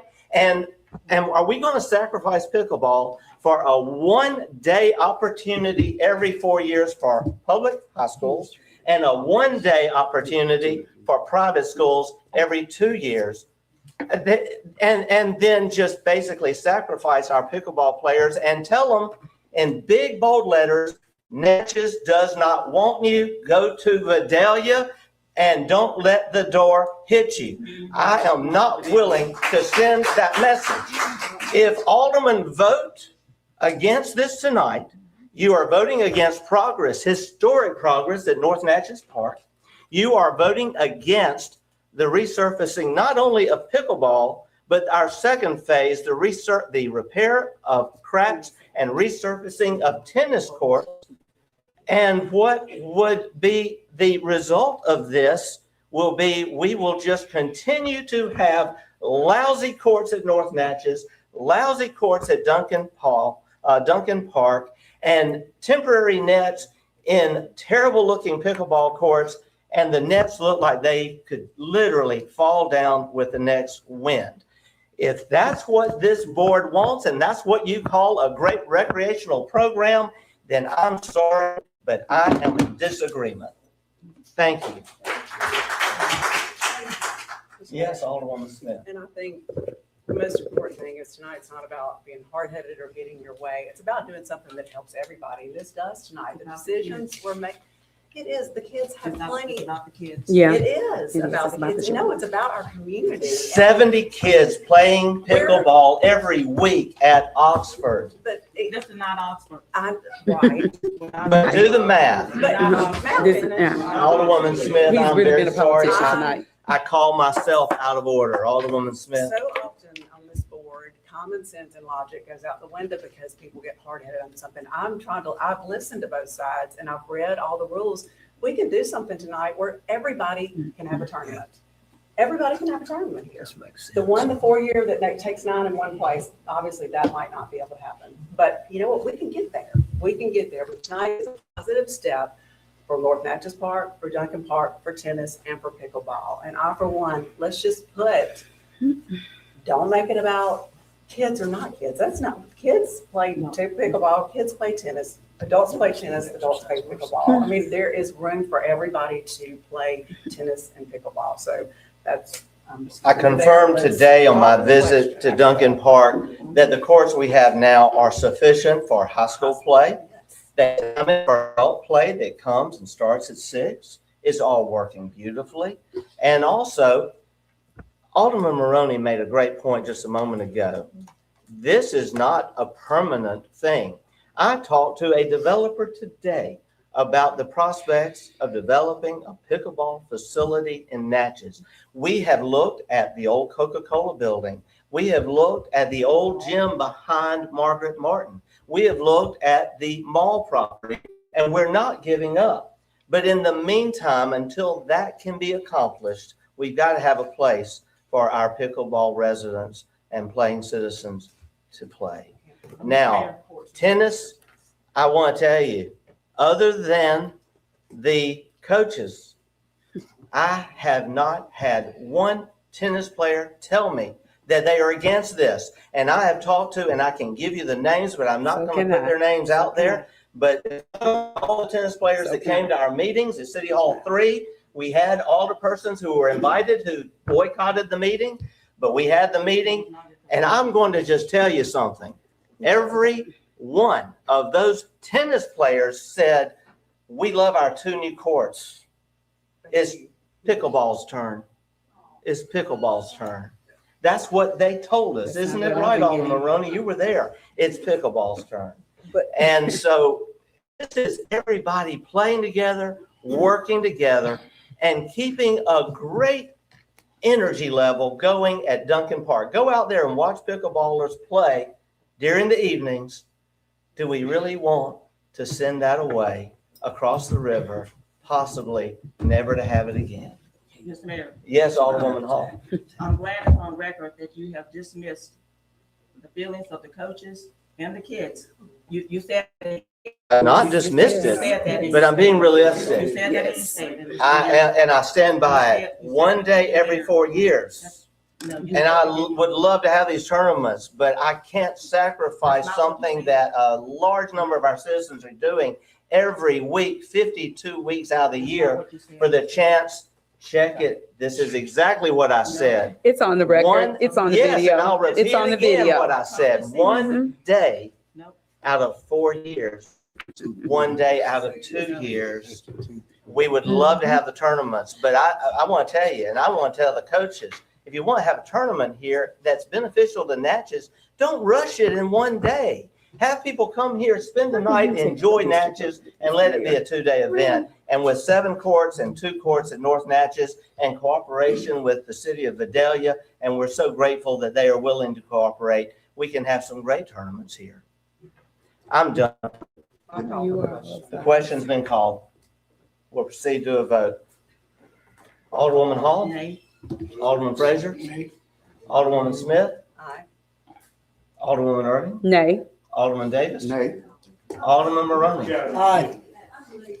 Aye.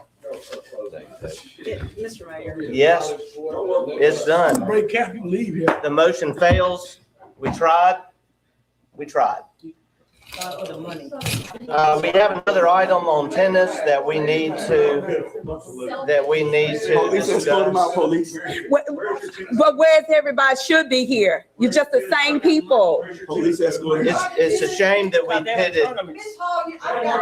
Escort them out, somebody escort them out. Y'all got it. Natalie, y'all got it. You can call me. We're done. We're done. We're done. And I am, You haven't called me. our next, Man, you haven't called me. You need to go. We're in the board meeting. I'm sorry, we gotta Somebody move need to escort on. them out, get them out. We've got to move on with our meeting. We got to go on with our meeting. What is the next item, Mr. Porter? No, we can skip that one. Staff requests board approval for Natchez Parks and Recreation to assume full daily operations of the Natchez Tennis Center effective June 1, 2026. This action will include the formal termination of the current management agreement between the City of Natchez and DF Spence LLC. Okay, so I need some information. So we're saying we're going to So suspend Mr. Spence. That's an individual, am I correct?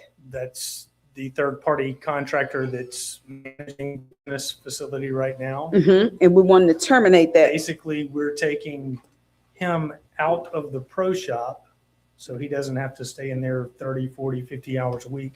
And we're going to put a Parks and Recreation staff, hopefully a full-time staff member, so they can handle tennis check-ins, other program check-ins, and some administrative clerical work for the Parks and Recreation Department. Well, do you have that person already hired? Because last time it's only 3 people on your team. So no, I do not have that person already hired. There's no space for them just yet, but I do have some people in mind that have been volunteering with my baseball program for the past 3 years, and I think they would be excellent fits for that. Okay, and so that person's going to be responsible for all the maintenance and everything around the tennis shop or carry out the duties that Mr. Spence does? Because I think he has a detailed amount of duties that he carry out. Because, Yes, he has a and detail. my reason for To asking be is, honest with you, it's going to be Dylan Butler and I, after baseball season, getting in there, figuring out exactly what needs to happen, and then we'll hire accordingly. but why is there 3 people to this team now? Because we've been saying for the longest, there need to be other people hired so I that agree, you can but have, I refuse to hire the wrong person, well, what's the right person a person that'll do the job. and the wrong person? Wow. That's unbelievable. The wrong What person. do you mean by that? Just what I'm asking you. What do you mean by that? Let's continue on. Let's continue on I'm with not trying to the, make that racial at all. I didn't say Porter. racial or anything. You put that there. I did not. let's I'm about to continue turn my on. keys in. Let's continue on with the presentation. You brought race up. Let's continue on Let's with the get the record straight. presentation. Mr. Mayor, I finish your clarify. Yes. Look, I need if that I'm to gonna go on our accuse video of too. things Sorry. like that, I will consider this my 2-week notice. No. Alderwoman Smith, you have the I do floor. want to say one thing. We still can't have tennis tournaments here, right? No, we gotta can't. pick- No. So We y'all can't. solved a lot tonight. Let's just move on with this board meeting instead of all this comment and stuff. Everybody got their own opinions on everything. Just move on. That's So the we'll get this question. over with. Wrong person. Mr. Frankie Spence, Not racist. let I me just just asked a say, question. Mr. Frankie Spence is going to be leaving us at the end of May. It was his And- choice to leave. and He doesn't want to he- sit up there for 50 hours a week watching TV. doing He nothing. has actually guided us in a new plan going forward because the tennis courts are not being utilized during the summer as much during the heat. And he has recommended that we have reduced staff and reduced hours, morning hours, evening hours, and allow free play during the heat of the day. In addition to that, we would like to open the opportunity for any pro in our area, be that Henry Harris, Frankie Spence, to get lessons, to actually host tournaments. We can have some tournaments. We can have the cancer tournament on the courts that are there and some others. And they would then be encouraged at an 80-20% split, 80-20, to be able to have these tournaments and to be able to give these lessons. Because a lot of places around the state are no longer using tennis pros employed by the city and are going to this model. The actual operations would be through our Parks and Recreation Department. And the individuals running the courts would be employees of the city. It would be a budget savings to the city. We would be looking at about 30 hours a week of operation. We also, and yes, we have some time during May to figure out these details. Right now, what I'd like for us to do is to go ahead and agree to the discontinuation of the contract with Mr. Frankie Spence effective May 31st. And then we will have the month of May to put in our plan for Parks and Rec to manage the facility effective June 1st. Do I have a motion? So moved. Motion made by Alderman Maroney, Second. seconded by Alderman Davis. Mr. Mayor. Yes, Alderwoman Hall, you're recognized. Mr. Porter, would you continue on with the revenue sharing and free structure on your report? Sure. Operational plan, pro shop management. The pro shop will transition to city staffing with operating hours set at 30 hours per week. That's going to be subject to change during seasonal. Instructor network, professional tennis and pickleball instruction will be facilitated through the City of Natchez Parks and Recreation's instructor network program. So Spence and all of the instructors that are there now will still have the opportunity to make or to provide lessons or to host events on an 80/20. So everything will be streamlined, all lessons, all events through our software. So we'll have a calendar at a glance. They can pick the times. We'll upload a profile for them, listing all of their accolades. They can pick the times that they're available for lessons, and people, it's really a plan to increase lessons being provided by allowing citizens to know when they're available.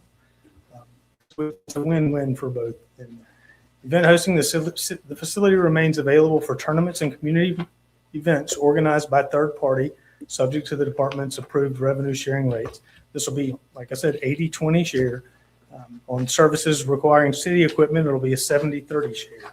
It's, in my opinion, it should be a no-brainer. Okay. Just providing oversight over the tennis court, and I will stick around for the rest of the baseball season and an additional 30 days to get this under wraps, but I can't promise you after that. Mr. Porter, we Thank need you. you. Thank you. We need I mean, I'm not going to leave the job undone, but No, don't leave. trust me, I'm. You know, nor can I leave my job undone, but this has been a disappointing evening for us. No. But we will call for the question on the motion. Call. The question on the motion. All right, we'll proceed to a vote. All in favor of the motion indicate by saying aye. Aye. All opposed, nay. Mr. Mayor. Yeah, the ayes have it. Motion carries. Yes, Alderwoman I Hall. would like us to explore the USTA.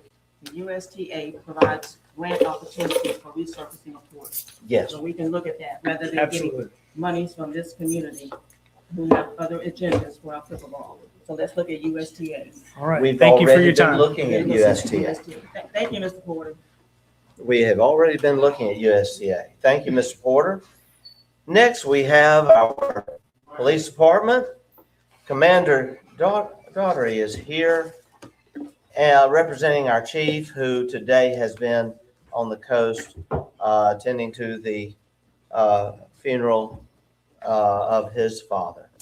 Mr. Best was a longtime police officer who lived long enough to see his son made police chief and actually passed away very shortly after the appointment of Lee Best as our police chief. And he has been laid to rest, full military honors today. And so please keep Chief Best in your prayers. Commander Daugherty, you are now recognized. Good evening, Board. Hi. I'll be very, very brief. There's two items that we have. The first one, we are actually going to pass on. There's some additional information that needs to be gathered before we ask to sell and get rid of those vehicles. So we will probably plan to do that next month, but we don't come to the board unless we have everything in order. The second thing I come to ask for is for Jaden Smith and Victoria Jackson to travel to a school, a crime scene collection school at Alabama Community College from May 12th to May 14th. What's the pleasure of the board? So moved. Motion made by Alderman Maroney, seconded by Alderwoman Hall. Discussion? Yes. Yes, Alderman Frazier. First one I got, just let me say that. You're sending two people to a crime scene process, evidence collection training, right? Am I correct? Yes, sir. Let me ask you this question. Ms. Jackson, she's a certified police officer? Yes, sir. This young man, he's not a certified police officer. He is the evidence technician. Okay. In order to be an evidence technician, you got to be a certified police officer. You cannot go on a crime scene if you are not a certified police officer. Simply because the reason you got to process that information and you got to take all this information in. And also, from my understanding, this young man was a detention officer for 2 years. And he was in his position 2 years as a detention officer. He never was certified as a detention officer. And y'all sending somebody to a crime scene, a school for 3 or 4 days, and then they come back, they certified as a technician. No, I can't go along with that simply because the reason we are dealing, you talk about crime scene gathering stuff, you're dealing with evidence dealing with rape, murder, drugs, all kind of evidence that shouldn't too many people have hands on. This young man here is not a certified police officer. And like I say, I don't care what color you are, he cannot go to a school when he's not a certified police officer. You can't have people, we're gonna end up getting sued because we're putting people out on the street who are inexperienced going on the crime scene. We got enough stuff over there now, evidence and stuff that haven't been processed from murders, cold cases going back 3-4 years. My sister-in-law got killed. I ain't heard nothing in 2 or 3 years now. The evidence was messed up. So how y'all gonna send this man? Y'all better look at this. You cannot send this man to a crime scene school and he come back 3 days and he's certified to go on crime, to collect evidence and stuff. If I was, like I say, if I was somebody know that he went out there on that crime scene and he wasn't certified, I should have said it's natural. You can't do it. You cannot do it. But y'all do what you want to do out there, but I'm just telling you, I'm letting the public know for public safety, you cannot send people who are unqualified on these different types of jobs. So y'all need to look at that. Thank you, Alderman Frazier. Alderwoman Hall? Yes, sir. Commander Darty, just make sure you have your travel request in to the city. You got it. Got it. Okay. I got it. So with all due respect, you are also a former police officer. Exactly. You can have an evidence technician that is a not. All due respect, let me ask you a question. Was the sheriff department, you come from the sheriff department? Who did the crime scene? Was the sheriff deputy? We have a non-certified evidence technician over there as well. As long as you are trained, you can collect the evidence and submit it. MBI analysts up there are not certified officers. They are technicians. This is the training that we're sending him to on how to properly package, process, and send it to there. The investigators and he as well are on crime scenes. You're absolutely right. That's correct. Yes, but also, you got to be certified. You got to know how to testify in court. How you gonna send them? You gather the evidence. Y'all come back up there. How you gonna testify to what he did? He's not certified. He may testify. He don't know what to testify to. That's the reason for the training, sir. You can't go on a class for 3 weeks and you're gonna be trained as a certified technician. 3 days. You have to start. Come on now. Any further discussion? Question. Question has been called. We'll proceed to a vote. All in favor indicate by saying aye. Aye. All opposed, nay. Um, We're voting. Nay. Okay, the ayes have it. Motion carries. Mr. Mayor. Does that conclude your report? I was going to pass along some information. Yes, to the sir. board. Yes, sir. I'll come back to you. Well, wait, Alderwoman Irving, I'll Okay. recognize you. because I had a question. The motion had already passed, so I did have a question. The motion's passed. Okay, so you're saying that a non-certified officer can go and receive the training in 3 to 4 days, and they can be the person to go out to the crime scenes, collect evidence, and handle all that's in the evidence room. That's what I'm just asking. This is what you just stated. Am I correct? Is 3 or 4 days enough to make him know everything there is to know? No, it's Absolutely not. not. No, it's not. Absolutely. You can't start. Thank you. We have already had the vote. We need to move on. What is the update? We would like to just pass on for the month of April to the board. We've had 1,044 calls of service. They've worked 95 accidents. They've generated 345 reports and made 88 arrests. During pro or self-initiated activity, they've served 48 warrants, 12 DUIs, 4 gun charges, and 2 felony drug charges. Wow. And I have, if the board would like this, I do have, I can pass. I would like, but I couldn't keep up with you. Mhm. Thank you, Commander Darty. Mr. Mayor, Yes, Alderman. How many officers do we have? let me say this, to Commander Doyle, it's nothing personal. Yes, sir. against you, but I'm just saying, with my experience, 32 years, like I say, I paid the ultimate cost. I've been shot at and everything else. So I know about the system, how it works. I have nothing but respect for you, Mr. Frazier. Mr. Mayor, I have one. Thank you. Yes, Alderman I Rhodes. just wanted to ask, and this is something that I've observed in whether or not our officers, all of our officers, whether they're new or seasoned. I've seen a lot of 18-wheelers parked in our communities. And we have signs on the road saying they can come up to Odell Road, turn on South Concord and park them. But you're seeing them parked in neighborhoods and they shouldn't be. So I don't know if that's code enforcement, Mayor, or where it needs to come, but they are parking in neighborhoods now. And I just wanted to bring that because as I watched the police pass by yesterday, I didn't say anything. I just observed. They went right on by, and I don't know whether they know, don't know, all our codes. That's something. I can ask, I can't speak on it, I just got here. I don't Yes. even know all the city codes, but I will Okay. definitely pass it on to Chief Best, and we will relate on to the officers and And codes. I'll share this information. Code enforcement is actively writing tickets on those.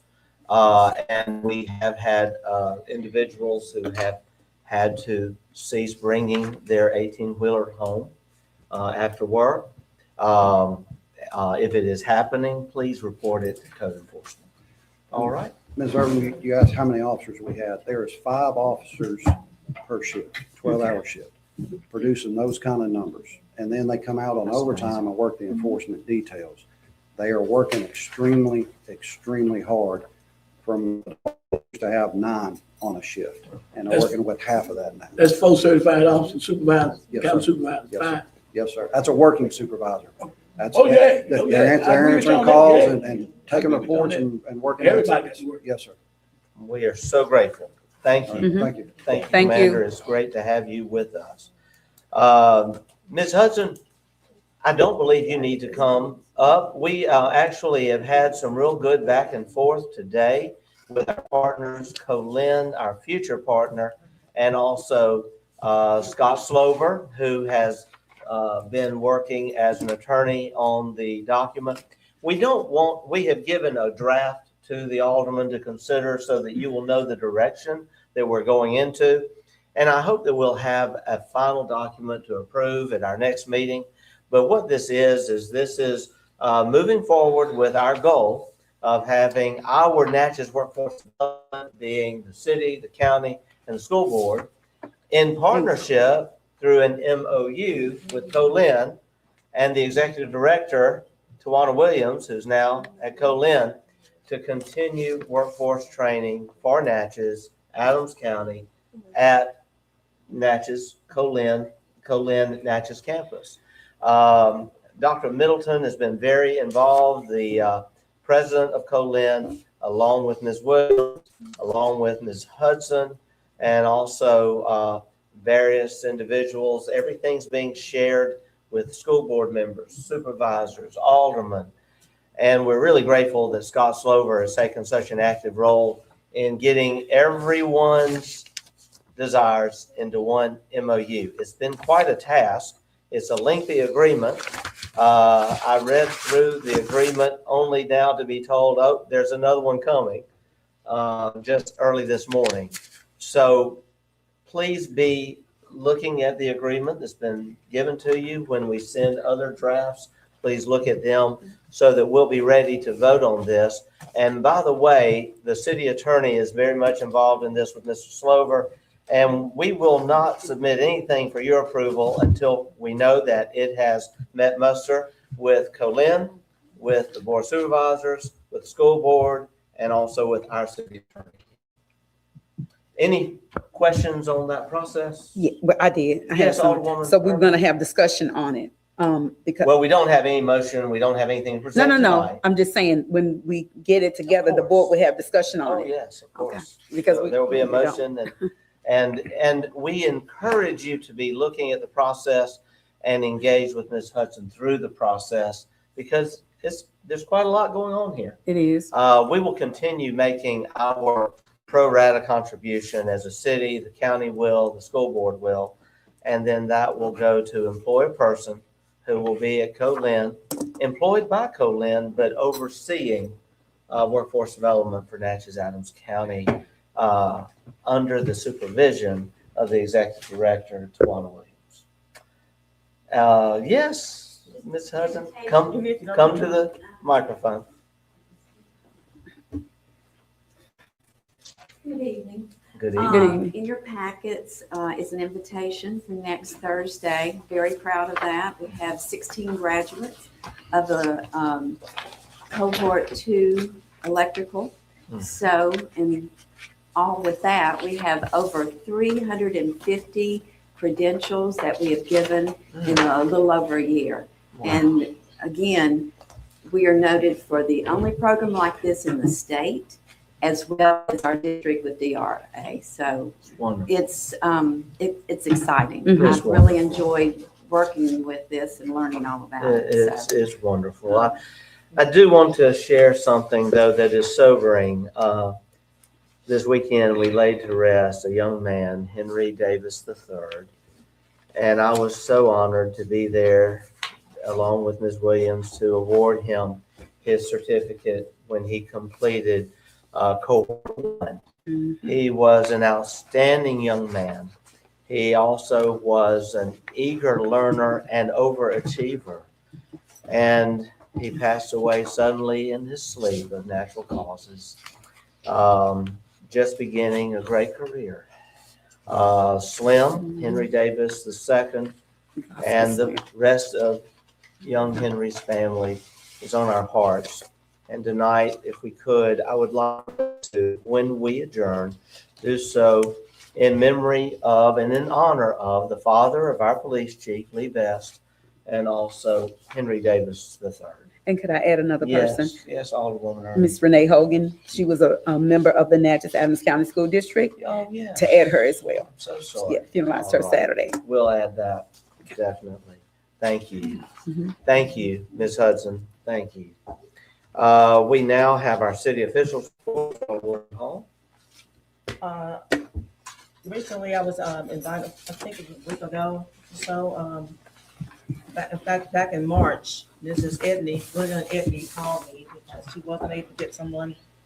At the time she did call, reach out to you, Mr. Mayor, there was no way for her, I don't know why, there was no communication.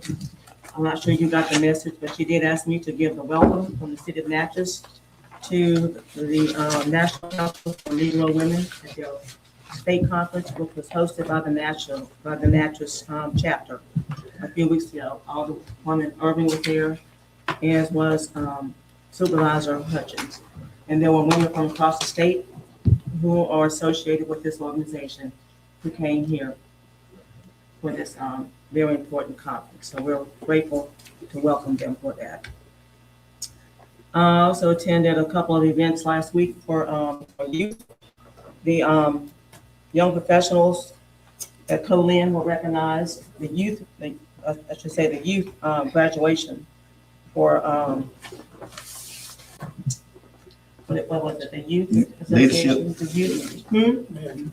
No, not the Mayor's Youth Council. Leadership. Leadership Natchez. Yes, the Youth for Leadership Natchez. So that was at Colin last week. So I attended those events. We know so that's all I'm gonna. Thank you, report on Alderman. tonight. Thank you. Alderman Fraser, your report? Yes, let me say this. First, I attended the Mayor Youth Council ceremony, passed out certificates and stuff. It was very refreshing to see those young kids, that fresh-minded young kids who are the future of our country. They were so eager there that they had a smile on their face that they made everyone laugh in the room. And plus the mayor, the mayor, he was the guest speaker, and he did an excellent job. Congratulating and passing out certificates. Thank you. Okay, now let me say this. I'm Sarah Carter Smith. I'm gonna say this to you. This vote tonight that we had was not about race. It was about what we wanted to do as an individual. Everybody up here had a vote. You can vote the way you want to vote. So therefore, we shouldn't get mad with each other and storm out. I understand the public was here. They had a right to say what they want to say. But as you say, This is a meeting, and we was elected as a board of aldermen. Some people don't like the way things go. You, as you said earlier, Mr. Mayor, you got to accept that. There's a lot of things that this board did, but I had to learn the hard way too, that you can't win every fight. And you're gonna have to give in, you're gonna have to compromise, you're gonna have to do everything. So, as I've stated again, it's not about race, it's about everybody got a vote. And some people might look at it like that, but it's not so. And I think we as a board, we should be getting along much better. At least I'm trying to get along much better with everybody up here. And I respect everybody's vote. But, you know, like I say, you're not gonna win them all. And I think when stuff come up,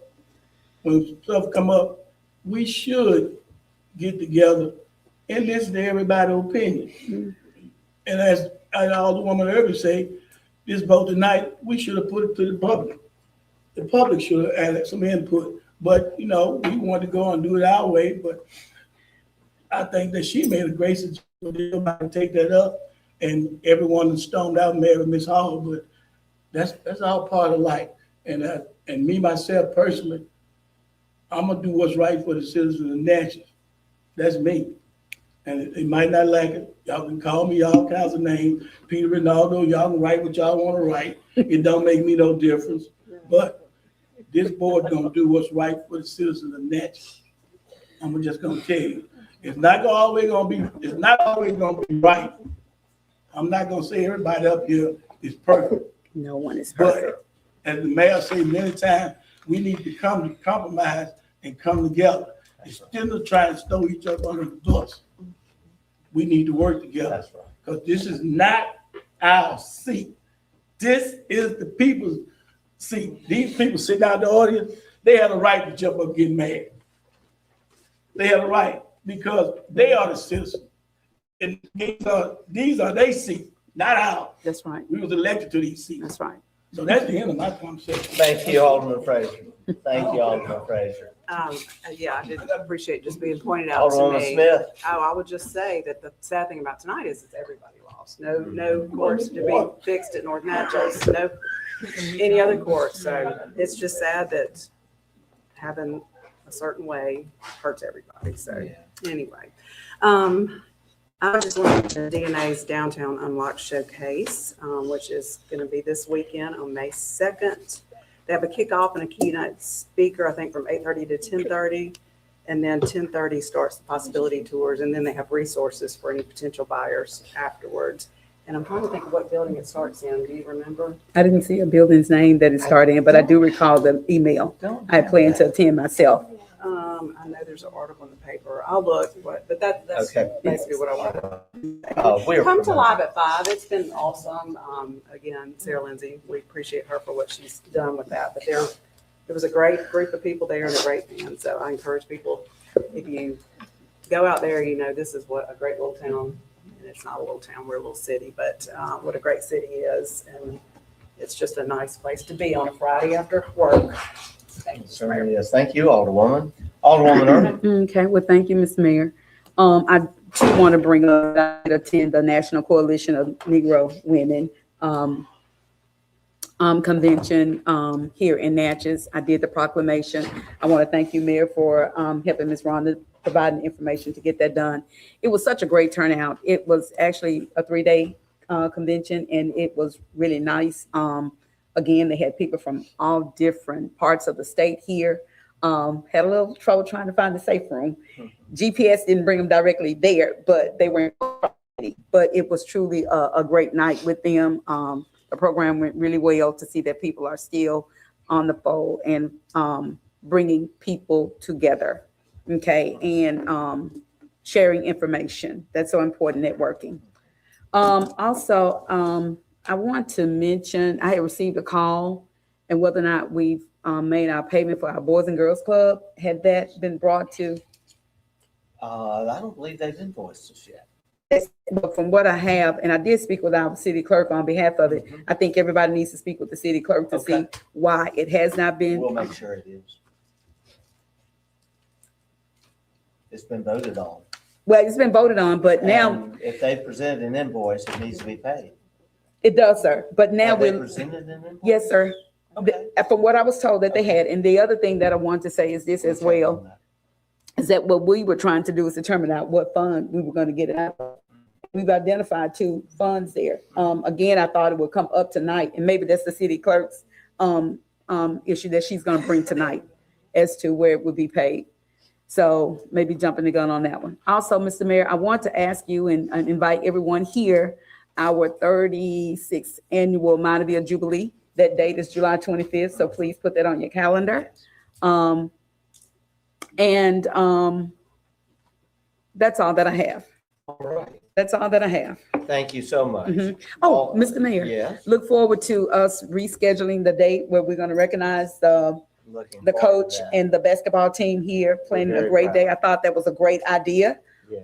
So Yes. thank you. Looking forward to that. Yes, Thank you. looking forward to that as Alderman well. Irving, thank you also for presenting the proclamation that I asked my assistant to work with you in preparing for the conference of The National Coalition. The National Coalition Of Negro Women. of Negro Women. Mhm. Ms. Edney is a renowned and revered educator in our community. She was supposed to have received a call from my office, and I could not be there due to another commitment out of town. So I thank you for making sure that we were represented. Thank you, Alderwoman Hall. I will say that we attempt to, Alderwoman Hall, return every call and email, but maybe sometimes we drop the ball. And if Ms. Edney said we didn't call her, I need to call her personally and apologize. And yes, and so the Main Street unlocked is going to be 326 Main Street. At 326 Main Street is where it starts. All right, thank you so much. All right, Alderman Davis, your report? Only one thing, Fishing with the Fathers, June 20th of this year at State Park. That ends my report. All right, thank you so much. Alderman Maroney? No report. All right, Fishing thank with you. the Fathers. Thank you. We now will go to the city clerk. Madam Clerk? Yes, Mr. Mayor, request for approval of the second April 2026 claims document. Motion made by Alderwoman Hall. Second. Seconded by Alderman Davis. Discussion? We'll call for the question. We'll proceed to a vote. All in favor of the motion indicate by saying aye. Aye. All opposed, nay. The ayes have it. Motion carries. Next item. Request for approval of the second of April 2026 mini claims document. What's the pleasure of the board? So moved. Motion made by Alderwoman Irving. Second. Seconded by Alderman Davis. Discussion? Yes. We'll call for the, Yes. well, sir. we do? All right. I just Alderwoman asked, Irving. I see we have traveling and whether or not they've submitted their travel. Seth Blattner and Caitlin McDonald, had they submitted their travel for their conference? They've been to the conference. Yeah. It's already taking place? Yes. That was Oh, already 421, approved. okay. Okay, so did we get the information on it? We did. We did? Yeah, Okay, yeah. I don't recall, okay. That was my question. Okay. All right, we'll move to, we'll call for the question. Proceed to a vote. All in favor of the motion indicate by saying aye. Aye. All opposed, nay. The ayes have it. Motion carries. Mr. Attorney? Mr. Mayor, I've submitted a request to attend the Mississippi Municipal Attorneys Association meeting. That's June the 29th through July the 1st. My request says Biloxi, Mississippi. So, second, It's actually in Gulfport, Mississippi. Okay. That was my mistake. okay, so it's not MML? It's not the MML? Have the same. Right down the street from MML. Around the same MML time. Okay. is meeting in Biloxi. The attorneys are meeting in Gulfport. Gotcha, but it is a part of MML, okay. All We went right. last year. Yes. We'll have yes. discussion. Yeah, I need a motion. So move. Motion made by Alderwoman He had made it and I Alderman second. Davis. Alderwoman Irving has seconded the motion. I didn't hear you because he was still talking. I'm sorry.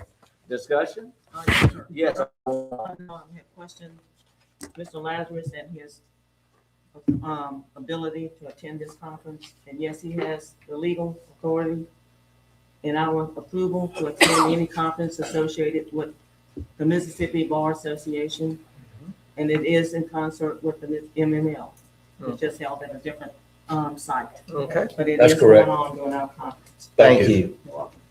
We'll call for the question. We'll proceed to a vote. All in favor of the motion indicate by saying aye. Aye. All opposed, nay. The ayes have it, motion carries. That concludes my report. Thank you. The mayor's report, I just want to show something. And I want to give a shout out to Mr. Fred Marsalis for his MDP Reach Weekend. And the scholarships that have been presented. So this is a program that's now going 3 years strong. And this was held the Easter weekend. These are the scholars all across the Miss Loop. To date, over 3 years, this MDP Reach Scholarship Weekend has raised in excess of $17,000 for scholarships, and it would not be happening if it were not for Mr. Marsalis. And we can just continue on because there are a lot of slides. And Mr. Marsalis had this event at the convention center throughout the weekend. Attendance was over 300, is growing. It was a well-attended and diverse event.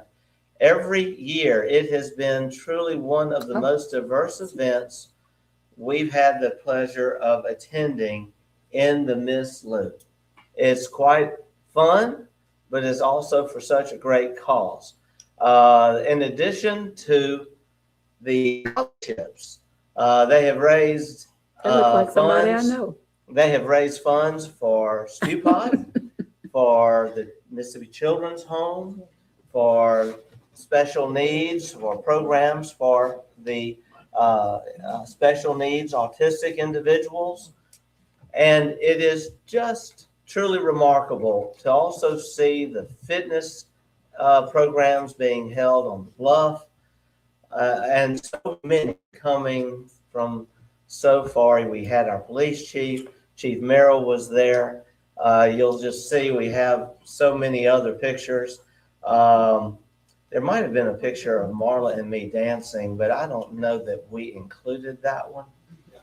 How does he communicate that? And it is communicated through social media very heavily. It is also through email, and something that the city has actually been a part of since day one. Yeah. I didn't know anything about this. Yeah. Well, It happens every year. No, about this event with the scholars. This been a part of it from day one. Yes, it has. No, So this weekend, that's what I'm asking. it was not this It was weekend, not. it was Easter weekend. Oh, Easter weekend. And he just last week presented the scholarship. So Oh, we've been waiting until, they raise the funds, then they go through the Oh, process of awarding the Distributing. scholarship. So I wanted to give that shout out to Oh, there Fred it is, Mayor. Marsalis. Oh, no. There we are. That is a nice picture though, actually. Thank you. Okay, Lee. I do love my first lady. I can't lie about that. Now, I'm going to say this in talking about our other things that are happening. I want to give a shout out to, Kahari McNeil. Thank you. It's been a long day and a long night. Do you realize that the state tennis champion is from Natchez? From Natchez High School, Kahari McNeil. Yes. And I shook his hand last night because he also graduated from our Mayor's Youth Council program last night. And I told him I have never shaken the hand of a state tennis champion. So I'm so proud of him. We are so proud of our Natchez High School basketball team. And we're so proud of so many other athletic programs throughout our city and all that they are doing. And we salute them. We have had a long night. I'm constantly sharing things online. We'll let that continue to be the report. I do want to say this, a very good meeting at the on the coast with the Mississippi Planning Development Districts of Mississippi. And as always, I may have tapped into sources of money for Natchez. I actually have a follow-up meeting tomorrow in Jackson. We'll see what comes. We are continuing to get great support from our state and federal partners, And these conferences can be a fantastic opportunity to connect with those sources and those opportunities. Mr. Mayor, we have to be careful. We have to recognize all of our athletes because we still have schools and. Just said all of our athletes. Thank you. I tell you though, I don't make it a habit of chastising members of this board, and I get a little tired of being chastised and bullied constantly by certain members of this board of aldermen, one in particular. I'm going to move on because I do not chastise and I don't care to be chastised in return. I do like what Alderman Frazier said. Let's just all get along. Let's do our best. We're not always going to agree, but we don't have to take it to a petty level. Now, I do want to end with this sad note because I want to need a motion. Our city planner, Mingo Tingle, and I've attempted to get the word to everyone prior to the meeting. Alderman Davis, I couldn't reach you this afternoon. I don't believe I've had a chance. Have I had a chance to tell you this news? So our city planner has taken a job with the Mississippi Department of Archives and History where he was previously employed a few years ago. And it's a very good job, a lucrative promotion, and understanding that his wife is employed also at the state capitol there in Jackson. We just can't blame him for deciding that he needs to move back to Jackson. Mr. Tingle has done an outstanding job for us during the time that he has been city planner, and he's going to continue for the next month. And he has accomplished already and still has a few more things to accomplish before he leaves. But it's very important that we go ahead and post the job listing. And I would just like to have a motion to do that tonight. So second. Motion made by Alderwoman Hall and seconded by Alderwoman Irving. Mm-hmm. We'll have discussion. We will call, yes? We're not gonna post a salary, right? No, it is actually a salary range based on qualifications and nothing changes from the prior posting. We will now call for the question. We'll proceed to vote. All in favor of the motion indicate by saying aye. Aye. All opposed, nay. The ayes have it. Motion carries. I'll now entertain a motion to adjourn, and then we will also conclude with a moment of silence. So moved. Motion Second. made by Alderman Davis and seconded by Alderwoman Irving. Mm-hmm. All in favor of the motion indicate by saying aye. Aye. All opposed, nay. The ayes have it. Motion carries. Let us now have a moment of silence for those individuals that we have just discussed earlier. Yes.